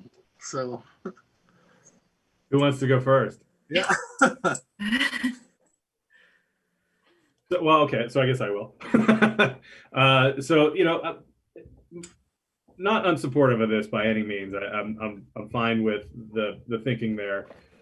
I do have concerns though about how we address the Tremont community side of it, and so just kind of open to a conversation about, you know, I think the buffer that they had put forward for the Tremont side was 100 feet, and I think that's a fraction of what the Rainbow Lake side is getting, and frankly, most of the impact is going to be on the Tremont side of the proposal, if I understand it correctly. And Cal can chime in here if I'm wrong, but you know, I would be interested in looking to extend the buffer on the Tremont side in order to give that community a little bit of relief and still allow the mining operation to move forward. Commissioner, do you have a number by chance that you can throw out? I hate to put you on the spot, but Kel, can you confirm it is 100 currently, or is it 50 or 100? They are proposing 100. DNR would require 50 feet minimum, and the applicants are proposing 100 feet. So they're increasing that on the Tremont side. On the Rainbow Lake side, which would be the south end of Rainbow Lake community, it is separated by the BPA easement, and so they would mine up to the easement, and because it kind of it's a diagonal, it ranges from just over 200 feet to, I believe, 400 to maybe even 600 feet as you go farther west when you follow that easement line. So it does have a larger buffer on Rainbow Lake because of the BPA easement. Right. So, you know, I was, you know, my head was sort of at the 250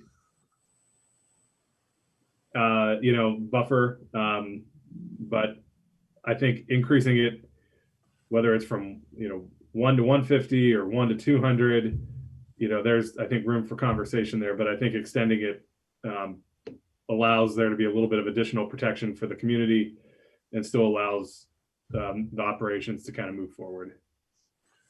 Commissioner Trask, do you have a? Yeah, I would agree with Commissioner Schutte. Cal came over and we reviewed the map, and she spent some good quality time with me, and I do too. I think if I were living out there, I'd want the biggest buffer I could get. And I know it's going to be, you know, probably years down the road before they're impacted, but the bigger the buffer, the better, in my opinion. I would say 150 to 200. So Cal, how would that work? So would we would that be something that was discussed with the applicant between now and the hearing, and or is that something we would just decide potentially at a hearing, or what's the process? I'm going to jump in on that one, because if we can kind of discuss it a little bit now and come to an understanding, then she can take it back to the applicant, and then we can find out whether or not that truly would maybe cut off the ability for them to do what they need to do.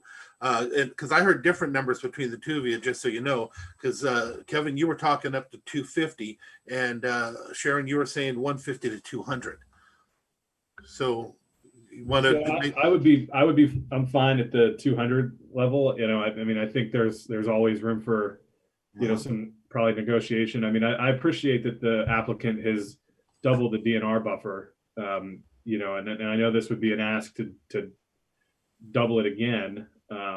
You know, so I'm not, you know, I'm not trying not to be Pollyanna about the whole thing. I know that there's some give and take that needs to happen, but you know, I certainly don't think in the grand scheme of things, you know, that 200 is unreasonable. And this is on the Tremont side, right? Correct. Commissioner Trask, you comfortable at 200? I am, yeah. I will also be comfortable if you could take that back to him, Kel, bounce it off and see what kind of issues that might create. I can do that. Thank you. Thank you. What else we got, guys? Okay, so our last thing is amendment of the Board of Health membership. We brought this to the Board of Health. One change you'll see from what was presented to the Board of Health on the ordinance is where we had a member of, well, we just changed the membership on this last one. One active medical provider, MD, DO, ARNP, or PA practicing in Mason County. To make it a little bit more broad than members of the medical society. So, and that was on the recommendation of the Board of Health.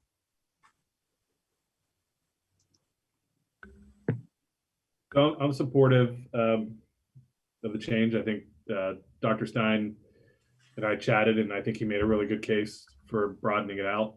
So I'm supportive.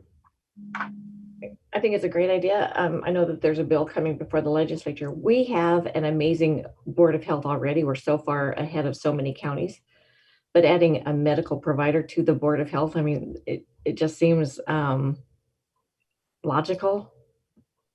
We should have a medical professional on there, I think. Yeah, and you know, I know that, you know, Peggy Van Buskirk is a pharmacist, and she brings a lot of great perspective, you know, from that side of things. We'll keep her for as long as she wants to stay, but there's also the knowledge that she probably doesn't want to be on our Board of Health forever. You know, and so making sure that we have that connection to the medical community above and beyond our county health officer, I think is really a great opportunity for us as a county. Well, especially since we don't actually have somebody coming and visiting us to those meetings as much. It'd be nice to have redundancy. I remind the commission that, again, when I first came on, believe it or not, just the 3 commissioners were the Board of Health. And what a horrible situation that was to be in. I had one commissioner who had history who wasn't here, and 2 others that were looking at each other going, how come we're the ones voting on it? Yeah. So well, it's changed a lot, but I think it'd be a great addition. And I think this membership format answers a lot of questions that are trying to be addressed in legislation. So I think this steps us out ahead of the legislation and kind of provides a model that we can use to take the legislators to say, look, there's a way that we're doing it that's local and works. And that's what we're doing as also. So as with WASEC, with the LOC, that's what we're doing. So we're taking prime examples, and Mason County is probably the best example of a rural county deciding how to best manage or have members for their Board of Health. And I think this year with COVID, it's a eye opener for them. And I don't know, I think Mason County rocks. What can I say? We're just amazing. So the proposal is to bring this back to action agenda on the 16th. Excellent. And then we'll want to think about too, Dave, just how we, you know, get this out to providers so that they know it's available to them, and then what the sort of the appointment process looks like from our side. Right. as I'll well. let them know how much they get paid too. Yeah. All the grief and none of the pay. Yeah. Mhm.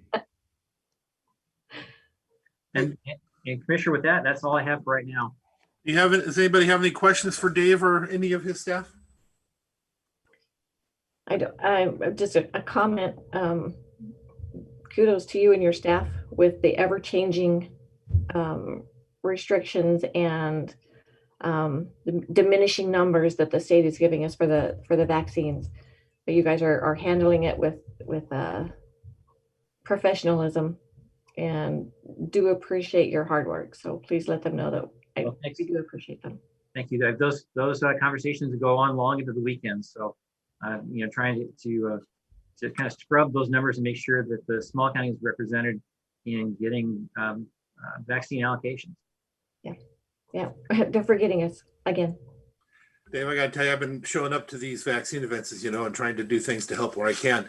While I was at the one that we were putting on here in Shelton, somebody from the Mason General tried to steal one of our staff. I happened to be standing right there. It didn't go over so quietly, I can assure you. No, I've got a great team. I really do. Yeah. Man, no complaints there. And I think we just get better all the time. We've had this process sandtable. We know what we're doing, and if we get vaccines, we're gonna make it happen. Yeah. All right. Nothing else for Dave then? All right, then thank you very much, guys. Thanks. Dave. All right. Next up, if I'm not mistaken, was Public Works, Loretta. Good morning, commissioners. Happy Monday. Good morning, Loretta. I'm getting all sideways here, sorry. All right, we've got quite a few items this morning, but should be able to get through them pretty quickly. And for starters, we're going to talk about, well, we've got a news release that we're asking to put on the agenda on Tuesday, to announce our annual herbicide program. And any questions about that, commissioners? No. All right. It's a good indication that spring is. I know.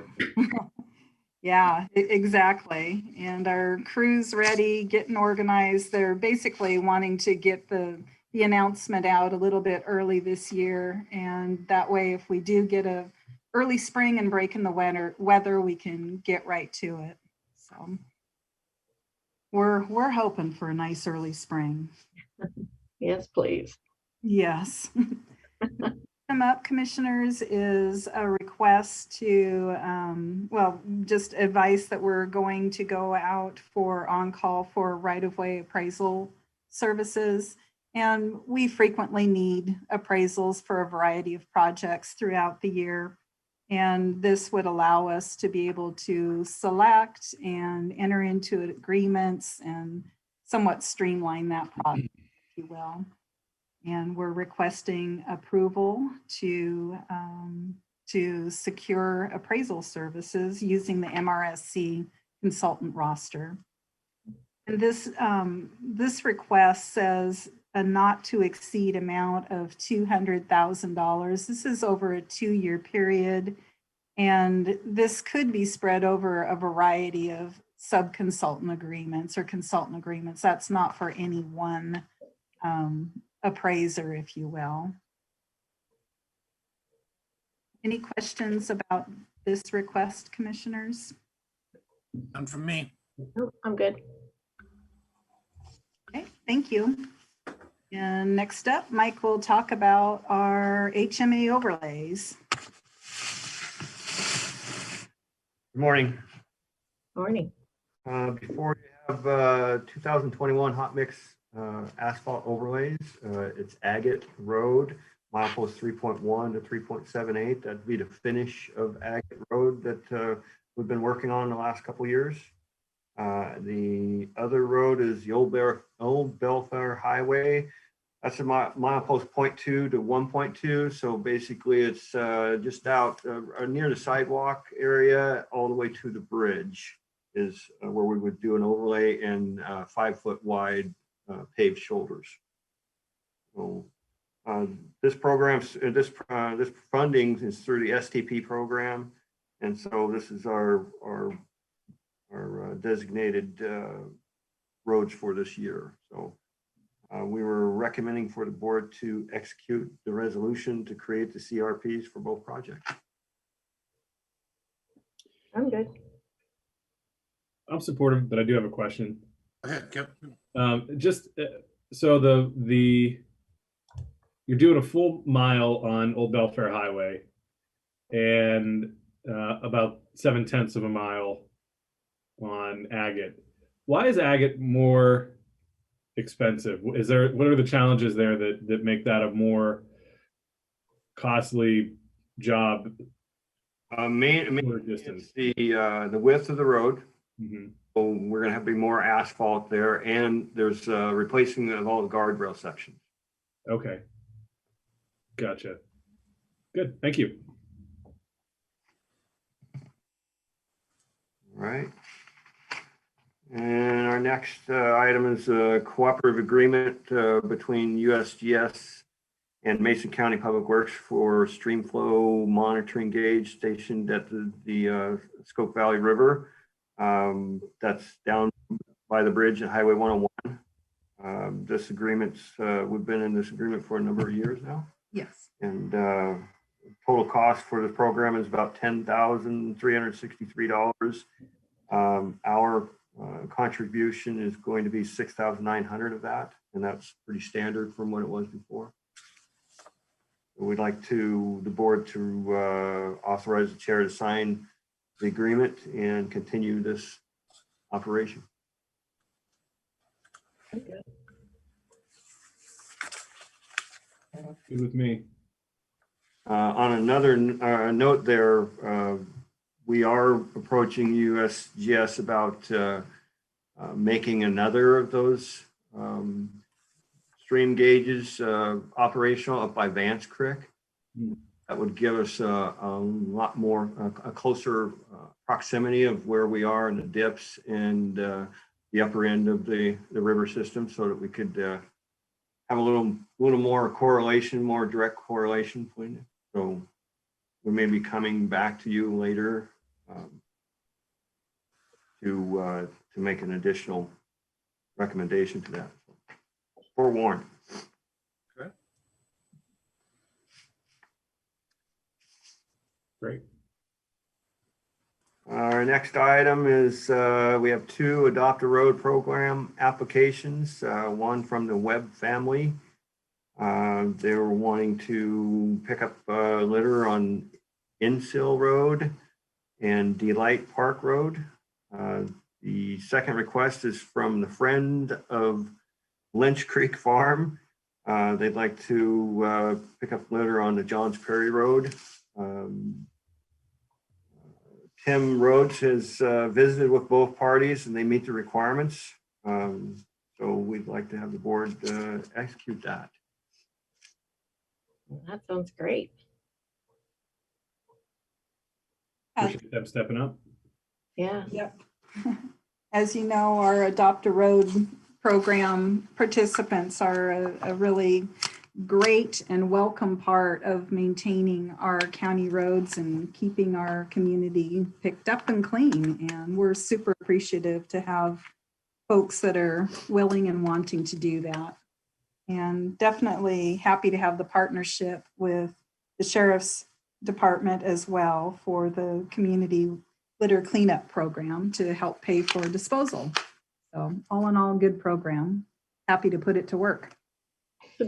Do we still put signs that say that they're adopted? Yes, we do.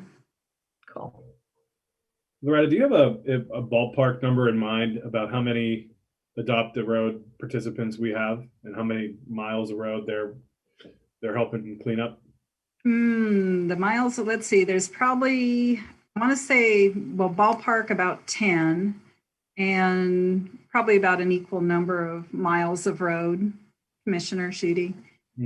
But we can get you the total and how much is picked up each year and report back next briefing.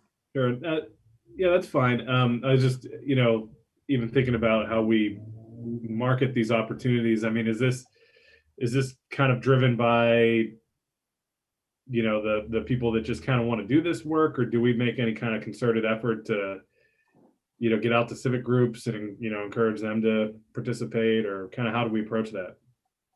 It's who has the interest. We could be more proactive and go out and promote that more.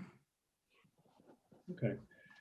Yeah, certainly tough right now given a lot of the restrictions, but might be worthwhile Yes. thinking about, you know, down the line as we maybe think about growing this program. Yeah.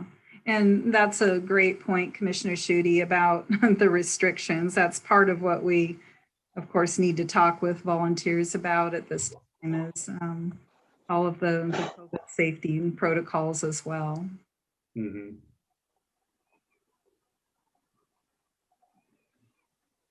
Ready? Okay. We'd like to, the next item here is a correction for the approval of the number 406 vacation. This is, if you remember, it's up in Union and it's on First Street. To clarify, the original application was to vacate both the north half of First Street itself and the alleyway on the south end of the, or on the north end of the property. So what was approved was just the vacation of the north half of First Street. During the hearing, I made a recommendation not to vacate the alley, and the reason for that is because there was some drainage on there that came from our road system, and so I didn't want to actually vacate that.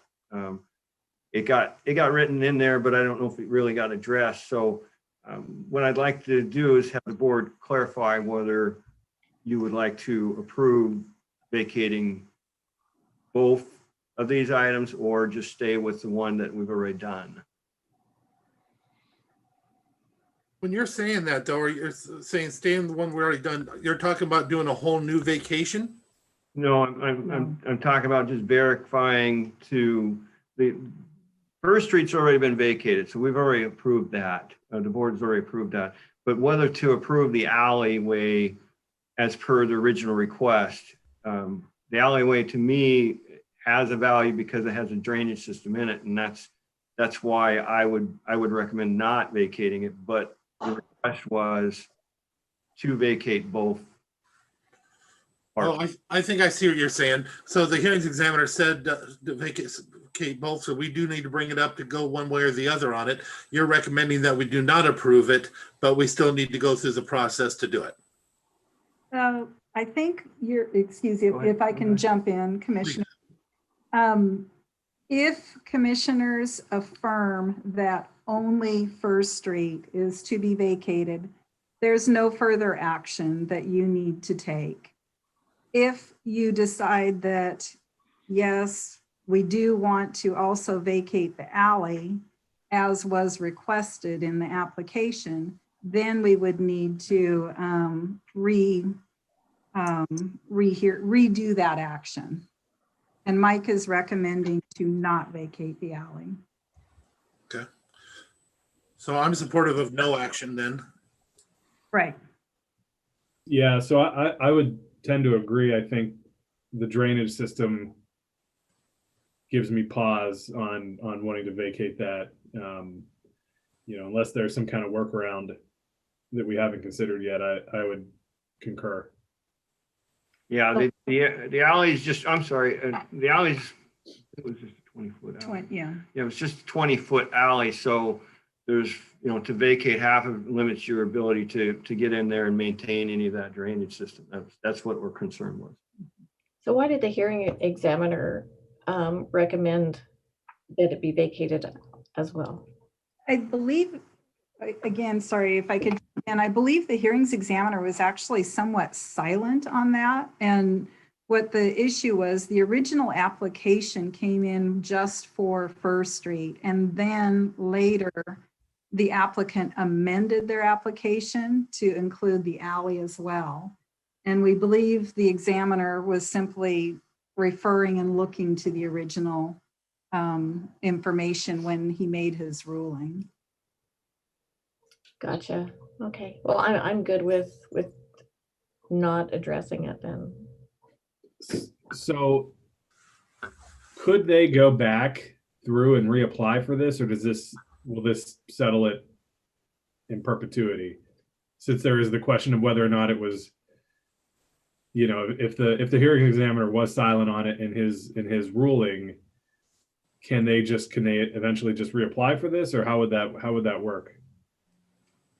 Well, it should silence it, but they could, anybody can file an application for a vacation, so they could come back at that again. Well, and they could, even if the hearings examiner was in support of it or was not in support of it, they could still reapply. Absolutely. Yeah. Right. Okay. And if they were to reapply, we would, at that time, share with them our recommendation would be denial for the same reasons, and that's how we would handle that.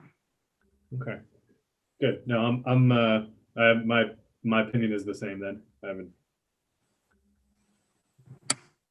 Okay. Thank you.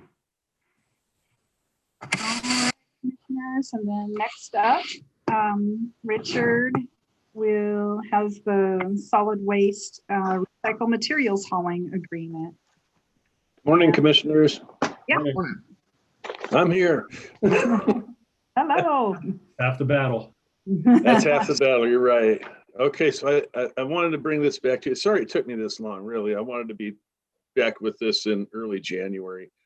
But I wanted to try to make it so it was somewhat meaningful, some of the information. So I basically will start with the executive summary. So back in August, you guys said, yep, go ahead and put out an RFP for these services. Gave me that approval. I did. I got at the end of December, I received one response back from Mason County Garbage. We did do a public outreach. We advertised it and then held it for another 60 days as required by RCW. And we put it in the Mason County Journal, the Daily Journal of Commerce, and the Builders Exchange of Washington. So there you go. We got the one response back. And so I put a couple of attachments here for you to look at. And if you'd like me to any explanation on them, I'd be glad to. I was hoping to make them pretty self-explanatory. So what I'm recommending, or actually what I'm requesting, is that we can have a public hearing on this, set a public hearing for March 16th at 9:15 a.m. And so I can get some public comment back on this. And so if you'd like, we could go over these couple of handouts that I had with it, if you have any questions. Richard, just a question for you. Looking through this, what kind of a rate change would you anticipate potentially for the customer with this proposal, if any? I don't know. That's something that I'm sitting down with Victor, our finance manager, and we're really going to be looking at all rates that utilities have. Mm-hmm. Make sure that they're fair, equitable, and appropriate. Commissioners, one of the things that I want to compliment Richard on how the request was prepared and the response submitted. This allowed us to be able to isolate the recycling costs, which were kind of hard to untangle. They were wrapped up with other expenditures. And here now, based on this proposal, we can identify what the cost of service is completely, and then also what the cost of service is based on each transfer station as well. So that's an improvement. Just in real big ballparky numbers, we do have our grant that helps support our recycling program efforts. And that's a biennial, or biennial, every 2 years. We receive, around $112,000. It has been around that order in the past to help with our recycling efforts. And that pays for approximately 35% of the program itself.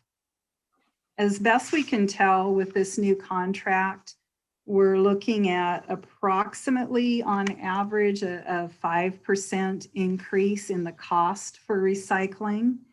And what that translates to is maybe a 2% increase overall in our program cost when you factor in the grant. But we won't know until we get our final grant numbers around July this year.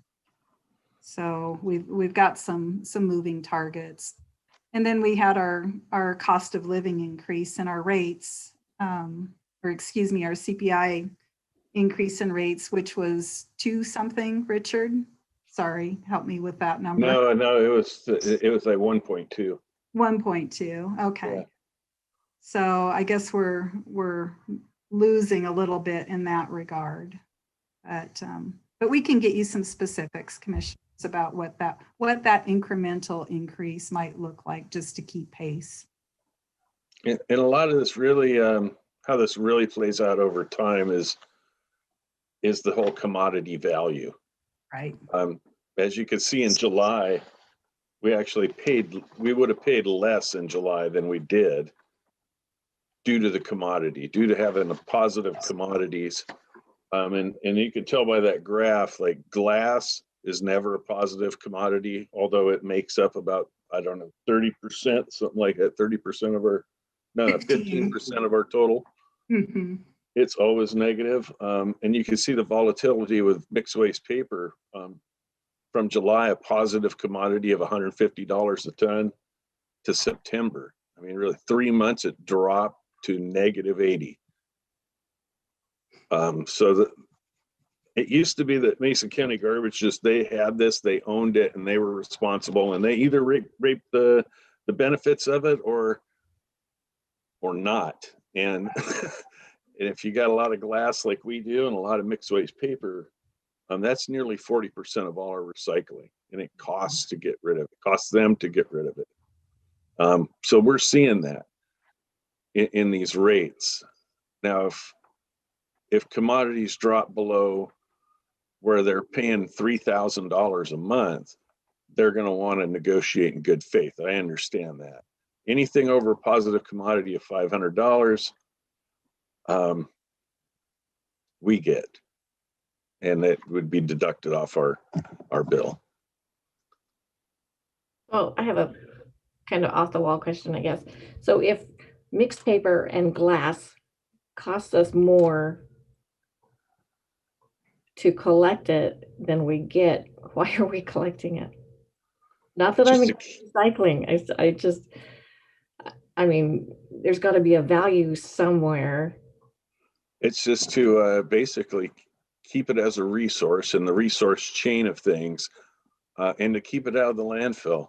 And basically I mean, I don't know currently right now where it's going, but I know that for a while, most glass that was recycled in Western Washington ended up in concrete, in a concrete mix. Right. So what happens with a lot of people will not, they don't rinse out their plastics or their tins. So that's contaminated. Correct. That, I guess, that batch. So what happens to that? If it's been contaminated, does it go to the landfill? Where does it, what happens to it after it's been contaminated? I'm not sure. Probably depends on the recycling facility it's going to, but I know we are also developing a crop for ecology and solid waste. It's a contamination reduction outreach program. And so that's something that me and Kevin and Loretta are currently doing to try and address these things. It's essentially an education component, Commissioner Trask, to address that. So we are reducing the number of, or the volume that can't be utilized because of exactly that. It's contaminated. Right. I'd be very interested to know how much is contaminated and where does it, where it ends up. Yeah. Well, that's something we could probably, I know we could probably get ballpark numbers for sure on. Yeah. In this particular one, in the last one we had a requirement that they could not put it in the landfill. Is that still in this new one? That would be something that would be in the contract, I'm sure, yes, as a requirement. Yeah, that's what I'm asking. Is that still in the new contract? I believe so. Yes, Commissioner. That's the intent, yeah. Because that was one of the questions I had with the community. There's a lot of people that, that just want it because it's the purpose of recycling and how important that is and stuff like that. And they don't care how it comes about as long as you're recycling. Then there's others, when you explain to them that, a lot of that stuff wasn't being recycled anyway. They still don't care. They still want to recycle. But then there's, we've always had to fall back on the fact that the bulk of ours could not be just thrown into the waste stream, so to speak. So it made it at least where that's beneficial. But if that's no longer there, then literally, if it doesn't fit financially, it's gone the waste stream, then what are we doing? Right. Understood. What does it cost? I'm not expecting you to know this now, but we need to figure out what it costs the average household for what we're doing. Again, I think that's something we could definitely ballpark.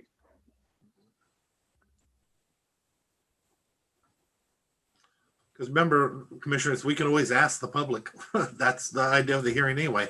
Ask them what they think, but give them that information as well. Right. For those hard decisions. Right. Yeah.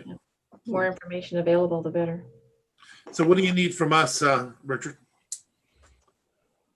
Just permission to have a public hearing on March 16th. To put it on the agenda to set the public hearing date. Commissioners, any issue with that? Not for me. Nope. All right, that's what we're doing. Thank you so much. All right, Commissioners. Last follow-up item that we have is the road vacation request. Oh, sorry. One discussion item, hot off the press. We're requesting approval to advertise and select and fill for our engineering and construction assistant manager. We received notice this morning from Fred Perryman that he is taking another position. And so we would like approval to get out and advertise for this core position within the department. I'm supportive. Same. Yep. Okay. Thank you, Commissioners. All right. And now we want to wrap up, request wrapping up and setting an action item for the hearings examiner's recommendation and commission decision on the vacation of Roy Bode Road, or Road Vacation 404, that was requested by PCI. And I'll kick that over to Mike.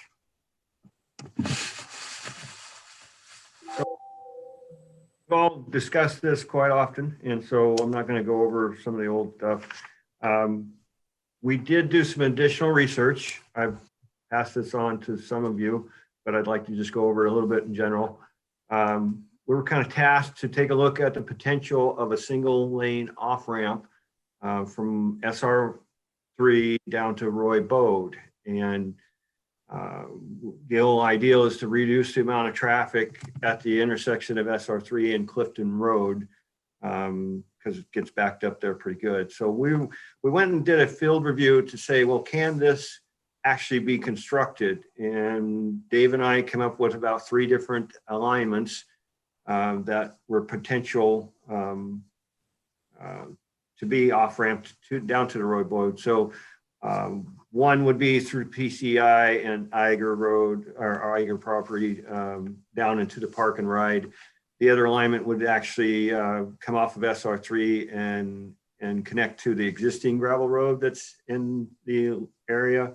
And then the third alignment would be to come down and actually run into this old Roy Bode right of way. So, you know, these are, you know, conceptual ideals of what that could look like. You know, we're not talking about funding, permits from DOT access and impact studies that would have to be done for the area to see if you take that traffic off there, would it improve the intersection? What does it cause to, you know, Clifton and OBH and that intersection? So, so the ideal is that if the board would like for us to continue with this operation, that the requested vacated portion of Roy Bode Road could be a potential value in this setup. So we discussed this slightly before. I've not seen any studies on this, but it's something that could happen, could be a potential. Now, I'll jump in a little bit there. One of the things that I showed them, and I didn't share with the commission, is the RCW 36.87.020. And there's a few others where the petition, when it's done by petition, one of the things that must be done is we have to set whether or not the county road or that part of it, because it's already a county road, is useless. And it is definitely not useless. We already have it. Even if we were to look at these other options, for us to do away with this, it almost becomes impossible to do it again. But if we were to try and do these others, the cost of doing it goes through the roof, because we're going to have to take land from other people in order to pull it off. Because if we'll give away what we already own, we have to get it from somebody else in the future. That's just the way it works. I went and visited the third option, which was to go through, basically, it looks like Eager property and Jack Johnson property. But when I got up there, I couldn't see how that's even possible at all, because I went and stood on it, and there's a water system, purification system that's there. There's a gas line that's up there on it. And then there's a great big ravine that I don't know how we would fill before you can get to it on the third option.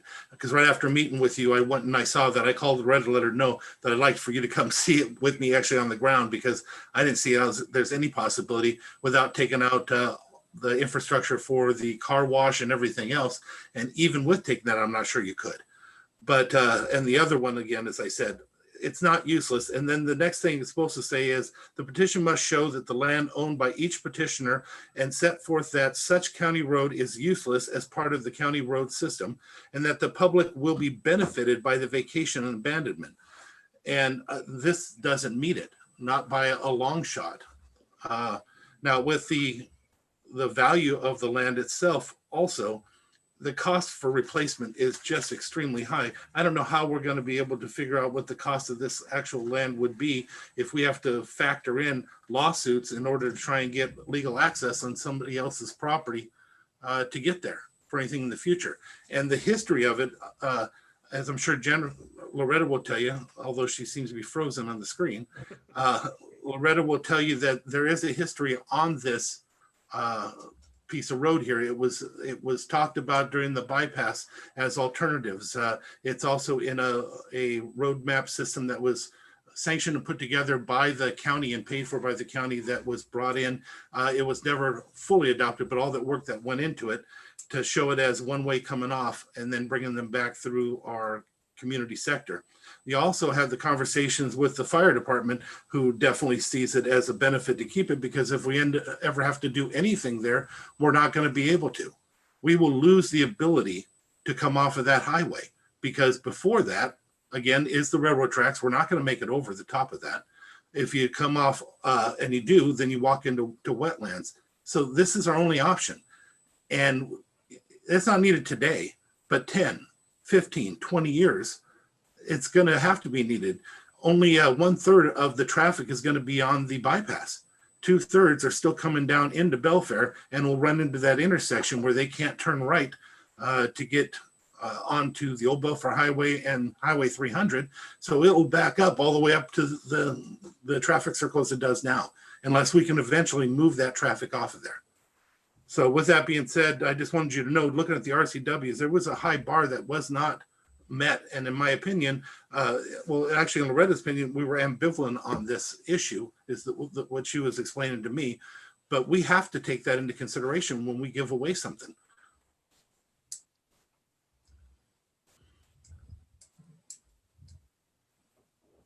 I'm still curious as to how does this tie into the forecast for Belfair for the EIS? I wish Kel was on this, included in this discussion as well, because I think that she plays a critical part. That's a good question. I hadn't thought about that.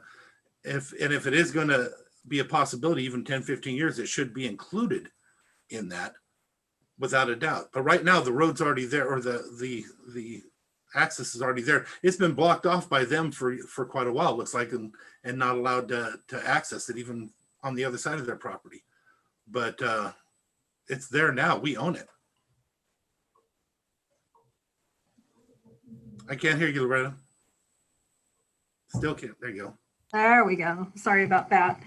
Commissioner Trask, we did ask the transportation consultant who is on the Belfair Planned Action EIS to take a look at all of the intersection networks throughout that area. And so they will be analyzing the operation of those intersections in the future.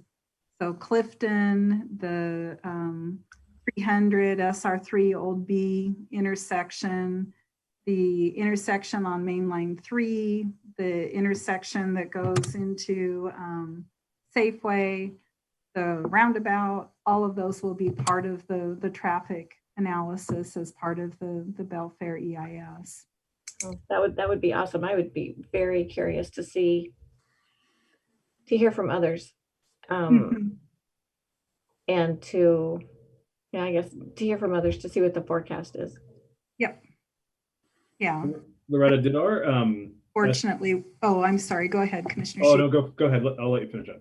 Oh, I was just going to say that timing wise, that's just not going to be information available anytime soon. I guess in terms of timeliness for what's before you on the vacation request. Right, gotcha.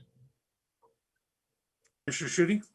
Yeah, so I was wondering, kind of along those lines, did our SCJ Belfair mobility study touch on this at all? The Belfair mobility study did. So what we raised this issue during the Belfair mobility study from a connectivity standpoint. You know, how else can we get a better grid network throughout the Belfair vicinity? And so in that plan, you will see an evaluation of where on Roybode Road can you connect back up to 3 and pull some of that traffic off of 3. And they looked at a few different locations. One of them was exactly this alignment up from the top. And at that time, the consultant said, wow, it was ruled out of hand at first. And then the consultant came back and said, gosh, okay, I apologize. There is a potential route there. So after that report and study was completed, it was recognized that this alignment was a potential. But that said, what was included in the Belfair mobility study is still, in my opinion, a valid observation, and that is that any connection from Roybode Road up to SR3 is bound to be a very costly endeavor. Whatever we do, whatever alignment is selected there, we will need to acquire right-of-way. It will be either an elevated ramp off of 3 or will be some type of a wall constructed. And those will be very expensive, not impossible, but they'll be costly projects. And with that being said, though, it still is a possibility in the future. It may be costly, but it may be necessary because there is no other option for it. That's the biggest problem. Even some of the other ones, if we did away with this today and we tried to do one of the first phases that they were talking about, we would have to completely reacquire right away through people that have no say in this now that we already own the right of way in. Trying to reacquire something and force people to give up their right of way when we already have something doesn't make sense, and the cost would be even more extraordinary than it would be now if we had to start with nothing. But currently we have something there, and as I said, it's not useless. It has value. It should never have gotten this far. It should have been brought forward to the hearings examiner as having value and not being useless. But that's not what we did. And so now we're in this position, but without a doubt, it's not useless. And it does have value. Maybe for 10, 20 years. But it's real. Now, I want to also point out that it's not like this. They can always say that it'll kill the project. But first of all, we don't make our determinations on whether we benefit, financially benefit a developer. That's not what we're supposed to do anyway. But they were originally in talks with the neighbors back behind there on the dirt road, of which they do have the say on, of which they do own. And they chose to stop having those conversations with them because they figured they had us. And that's not appropriate either. They should be working with those neighbors to determine how to change their design to fit the access that they actually have. And then they could actually improve the access for those people that are behind them. But instead, by going the route that they've gone, they stopped having communications with them. And I don't think that's appropriate either. Oh, question, and I'm just going to ask it. So why is a one-way exit critical and not, I mean, if we're providing on and off ramps, if that's going to be an issue, why is it not two-way and just one way? The cost for myself that's been dealing with this forever, the cost would be extremely impossible to try and put an overpass and everything else coming up that hill. The direction or the angle of that hill, the way it is anyway, it's more cost effective just to take them as a right turn coming off as a slip lane as they're coming down the hill. That would alleviate the traffic and the lag time at the stoplight. That's what backs everything up at the stoplight. They'd be able to get off earlier and travel down to Highway 300 and Old Belfair Highway. But if you try to do two-way, then the cost would be even more than we're looking at now, and we'd have to go over the top of somebody on Highway 3, which, you know, we've never built anything like that in the past. I don't know that we'll be ready even in 10, 20 years. I don't think I was, talking about an overpass, because those are crazy. Look at them all along the I-5. I wouldn't want to have an overpass. But there's enough room to bring them to a stop or anything like that, or even a traffic circle because of the angle that comes down. The road would actually have to run almost the same angle, just a little bit off of Highway 3 because of the slopes. So if there's a roundabout that was put by, oh gosh, I can't remember the names of the roads. It comes right up. It comes right up by the railroad trestle. Well, I always go to Mosquito Fleet, and so the wiper, and that traffic is terrible right there. Well, that's where it would come into the backed up at the other road as well. So if there was a way to not have to make a new road, but use the existing and make that into maybe a roundabout or something else, there's got to be, in my opinion, there has to be other solutions that aren't as costly. I don't know. I would be willing to look at other solutions and maybe come up with other recommendations.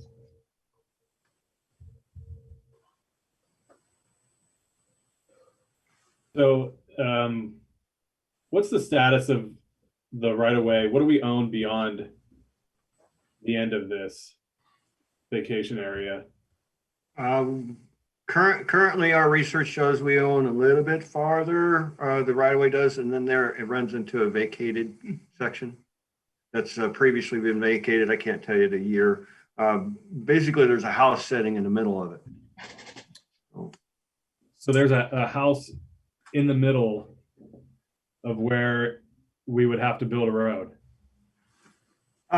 We would have, it would have to go around that Go alignment around or it. take, or, you know, condemn, take over, you know, potential. But, you know, we've looked at this from just a conceptual program and looking at the terrain, the land, that it could be constructed. It's, the details would have to be worked out. And just so everybody knows, I'm not asking anybody to build the road today. I don't expect it'll be needed for 10 or that it would ever happen for 10, 20 years. The only thing is it's the only one that you're going to do that at. There is no, you're going to have to go before the railroad tracks and then cross them again to get the traffic out there if you go before the railroad tracks. After the railroad tracks, you only have this small area where you can come off, and then it gets to a real drop, and you can't come off of those, except for perhaps that one down there by the car wash. But again, if I go out there with staff, they'll see what I'm talking about. I visited. There's actually a gas line, everything else. We're not going to go over the top of that gas line. And you're not going to, you'd think it'd be expensive to take out a house in 10, 20, 30 years that may not even be standing, because I used to rent that house. I know the house very well. Taking out the drain field and everything for a car wash and taking out a car wash be a little more spendy. But again, we're not looking at building it today. It's just that you don't give up something that is not useless and still has value. And there is no other option if we are to do that in the future. Even if we fix things further down, that's one possibility, but you still have to deal strictly with the state, and that's all their barbecue, not ours. This is something we may be able to do to alleviate it and open up parts of Belfair for the future. Without it, you can't.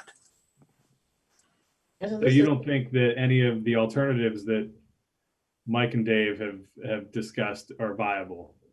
No, I won't say that, because one of them is viable, in my opinion. I wish I could say that they're not, but one of them is viable. The third option I don't think is viable at all, because after visiting, it's not possible. But the other one, we would have to eventually rebuy all this right away through other properties that are not affected by it now, when we already have it. So the cost of trying to take it, because we also know, we talked about it, these people that have those properties that we'd have to take as it changes, aren't going to give that up. So it would be a fight. Even though we have right away getting almost right to that property, we'd have to take from people that have never even been in this argument, number one. And I don't like taking property, we know that. But on top of that, it changes everything. Instead of a flow coming down as a straight line, you have to come down and hit a 90. Now, when you're taking traffic down a hill and hitting a 90 and then trying to come on, that's not a good flow of traffic at all. Not like the straight shot is coming off from the existing easement, the road we already own. But so I guess I want to maybe just back up for a second and be clear about this. So obviously we own the section through this PCI parcel. Yes. And then looking at the map, it looks like we own some onto Furnish, correct? Yes. Am I correct in that? Okay. But we don't own anything anymore from that part of Furnish's on up to State Route 3. So we don't avoid having to go through and either buy or condemn, correct? Regardless of what alternative we use. Correct. The difference is, if it ever happens, and you have to buy, but don't necessarily have to condemn. The difference is 1, 2, 3, 5 people. But again, you have to rebuy and retake the distance that we're giving away. That doesn't make sense. We already own it. Why would we repay to acquire something? We're not getting any money out of this. So why would we repay to acquire something that we already own and have to pay more through legal lawsuits, through the actual purchasing of this from these property owners? The cost benefit is off the scale. So so using that logic, and again, I mean, I'm just trying to wrap my head around this. Okay, and I appreciate it. I'll be completely blunt with both of you. I am, as the world sits now, supportive of doing the vacation. So I'm trying to just try to understand what this, what options are in front of us. So let's say we don't vacate this portion. We say to PCI, no, we're not doing this. Either they do their project or they don't. Okay. but let's say we say no because we want to hold on to this particular alternative, Commissioner Netherland. We would still have to then go back at some point and, and deal, if, PCI does their project and they re-rack it, we're still having to deal with them anyway, plus the other homeowners, correct? Or the landowners. I mean, they're still. No, yes and no, we already own it. So we wouldn't have, they have to build according to what we have. So we would already have that right away. It's already there and it's already going up, and it allows it for it to be straight. If that disappears, now look at, if you've got that map in front of you, because it looks like you do, imagine trying to come off that road at a 90 and then hit the dirt road and, or come off and hit that dirt road coming down a hill at a 90. That's not a good flow. But again, it's just the idea that we already own it. It's there for the future. And to give it away is, we're giving away a lot of value to somebody, something very much of value. It definitely is not useless financially. Even if we could probably pull it off in the future, the chances of pulling off are a lot less likely if we don't own anything. So the chances go away. And I asked Mike earlier, I said, what do you think? If we actually gave this away, do you think the odds of it ever happening ever in the future gets lessened because of it? And I think he agreed, correct me if I'm saying something different, that it does make it that much more impossible that it'll ever happen if it's gone. But right now it's there and it has value. But I think the other side of that is that, it hasn't happened in 130 years. And so, I mean, we've been in our own way on this, it seems like, for more than a century. But what do you feel like is going to change in the next decade or two that hasn't in the past 130? The need. We also didn't have a bypass. We also didn't have other roads that are in the community. This is one that I definitely know we need. The community knows we need it. There, as I said before, there isn't like we have any other options. Yes, it hasn't been built, but it's still something you keep so that you can alleviate that traffic in the future. I don't know why the fact that it hasn't been built, that doesn't mean it has no value. It has high value because it's the only one. Nobody can show me, and I live there, and if anybody could show me another access, I'd be more than open to it, but I can't find it. The closest we can come is coming down off of a 90, coming down a hill through people's property that will never allow it because they don't want you there anyway. As we talked about before with some of the ones, they have a long history. Where this one, we already have the road established, and we may be able in the future to get those other pieces. And I still think that there may be some access still closer to the top, but only they could prove that. They only looked to this one point because I don't think everything got vacated except for the small parts of it up there that separated the two. But again, it used to go a different direction too. It went more sideways, not right up to that hill. And so, also just kind of looking here, we already know, I mean, for whatever reason, Roy Bode went its own way versus this right away. Just from an engineering perspective, is it easier to connect into a road that's already built and upgraded versus? That's not built or upgraded. That's part of it will be as part of the vacation agreement. They will, that was one of the conditions by the hearings examiner, if I'm not mistaken. Yeah, but we're talking just that that little piece right there in the front compared to all that and all that angle. I don't see how there's even a comparison between the two. And they're still going to have to bring it up to work with their neighbors, which they should be doing anyway. Okay, so again, I'll kind of pose the question to the engineers about buildability with this 90-degree. What are the things that? Is that impossible? Is it doable? Is it undesirable? Is it okay? What do we know from that perspective?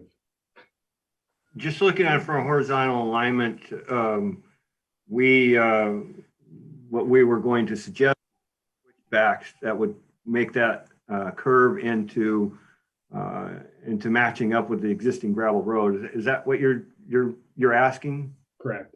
Yeah, it would not be a 90 and it would be a smooth transition. But that alignment would mean that there would be one additional right-of-way negotiation necessary.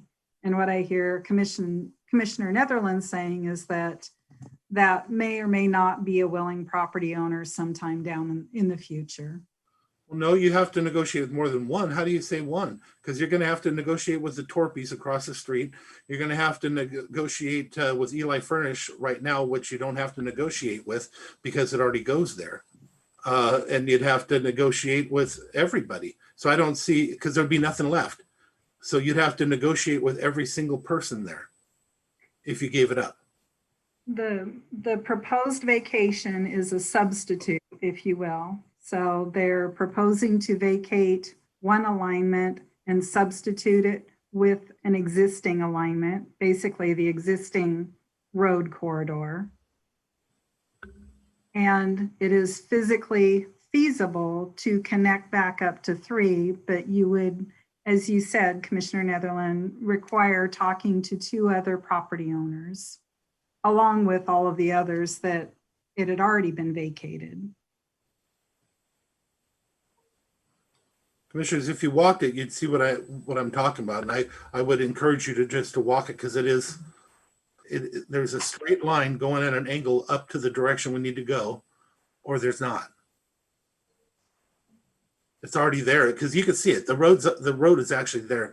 It's still a very visual road that goes up that hill and goes across the road that we'd have to buy again coming down from that other hill. It crosses right across that already and goes up the hill some more. So Loretta and Mike, what are you doing Thursday morning? We're hiking a road. Well, I'm right there with you then. So let's go for a walk. Let's hike it. I want to see, I would like to see all the proposals. Having elevations on a map is good, but seeing it in person is better. So if you're not busy Thursday morning, let's go for a hike. We'll make it happen. Bring your snow. It's gonna be cold. Right. That's right. It's supposed to snow this week, isn't it? It's supposed to be freezing all week long, so. Bundle up. That's right. So contact me later and let's set a definite time and then let's do it. I would also appreciate maybe having Kel, if she's available on Thursday, go with us. Yeah, and Kel kindly jumped on here. Hey, Kel. Hello. I may or may not be able to go. I'm currently quarantining and will know more by then on whether I should be let out of my house. Hopefully you're okay. Well, let us know. If yes, I'm feeling great. Good. If you're available, great. But otherwise, we'll otherwise take some video for me. Or I could get out, I can get out there myself actually, and I may do that prior to Thursday, and then I'll just follow up with Loretta. That'd be great.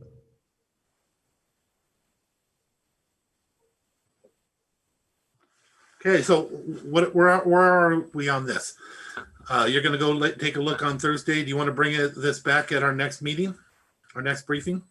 I would like to get this done, and I'm sure the developer would also. But I think it's good for all of us if we come to a resolution, and that way everyone can move on and decisions can be made.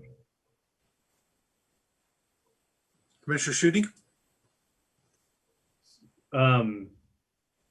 Well, I mean, I've already stated my position, so I mean, but if we bring it back on, I guess the 22nd, I mean, that's, 6 and 1, half a dozen and the other for me, I guess. Okay. All right. Any other questions on that, or is it clear as mud?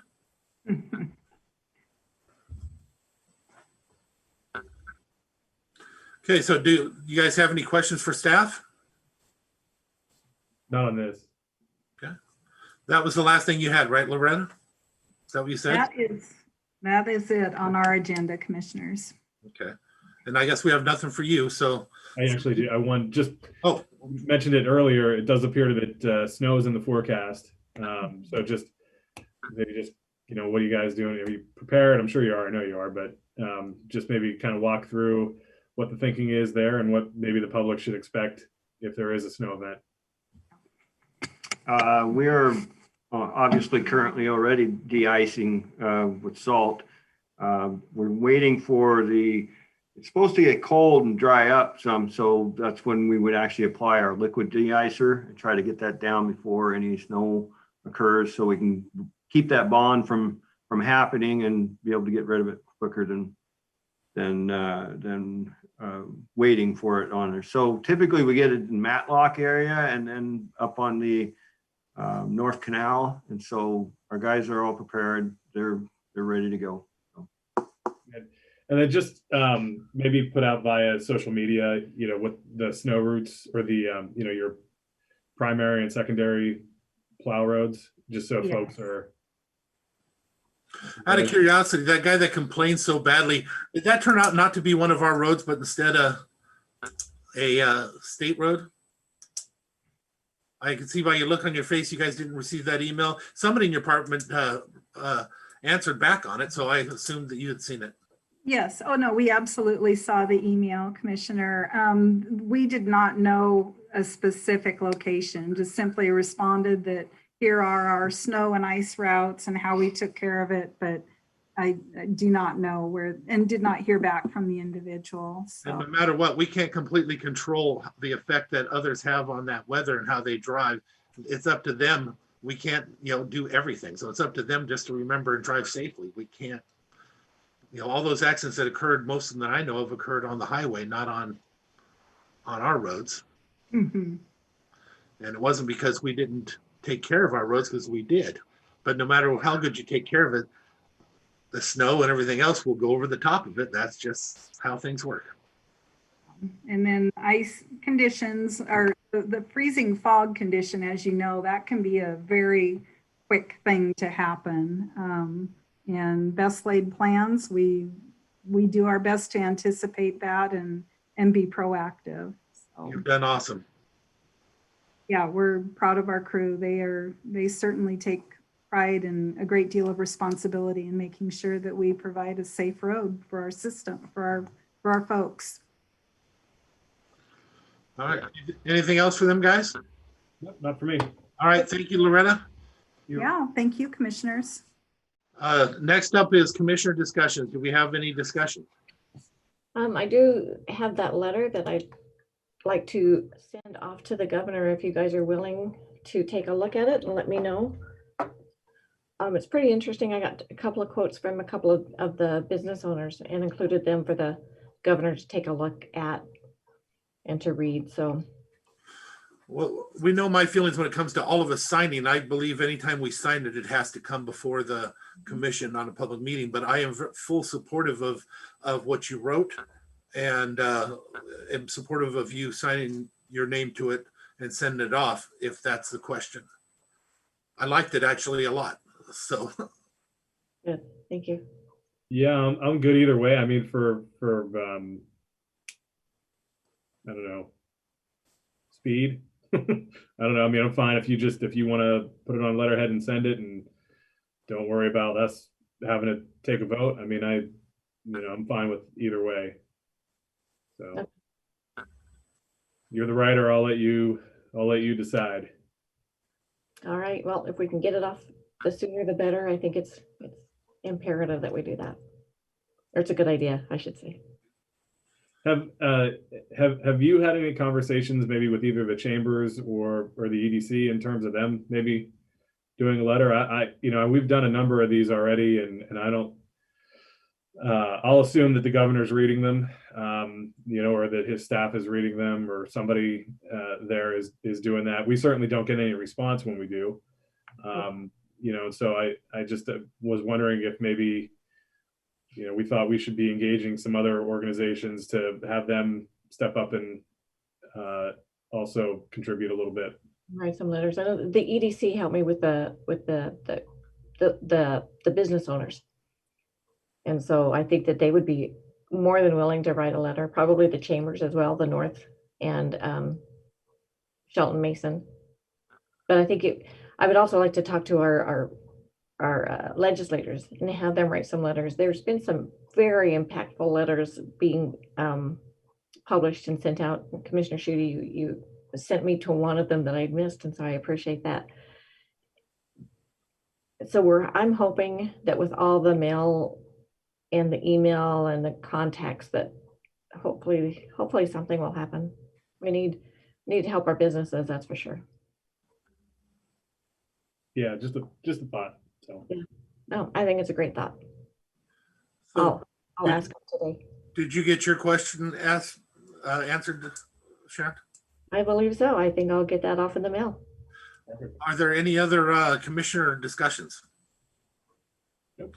Hearing none, I will entertain a motion to adjourn it. So moved. Second. Hearing no objection, we are adjourned. Take care.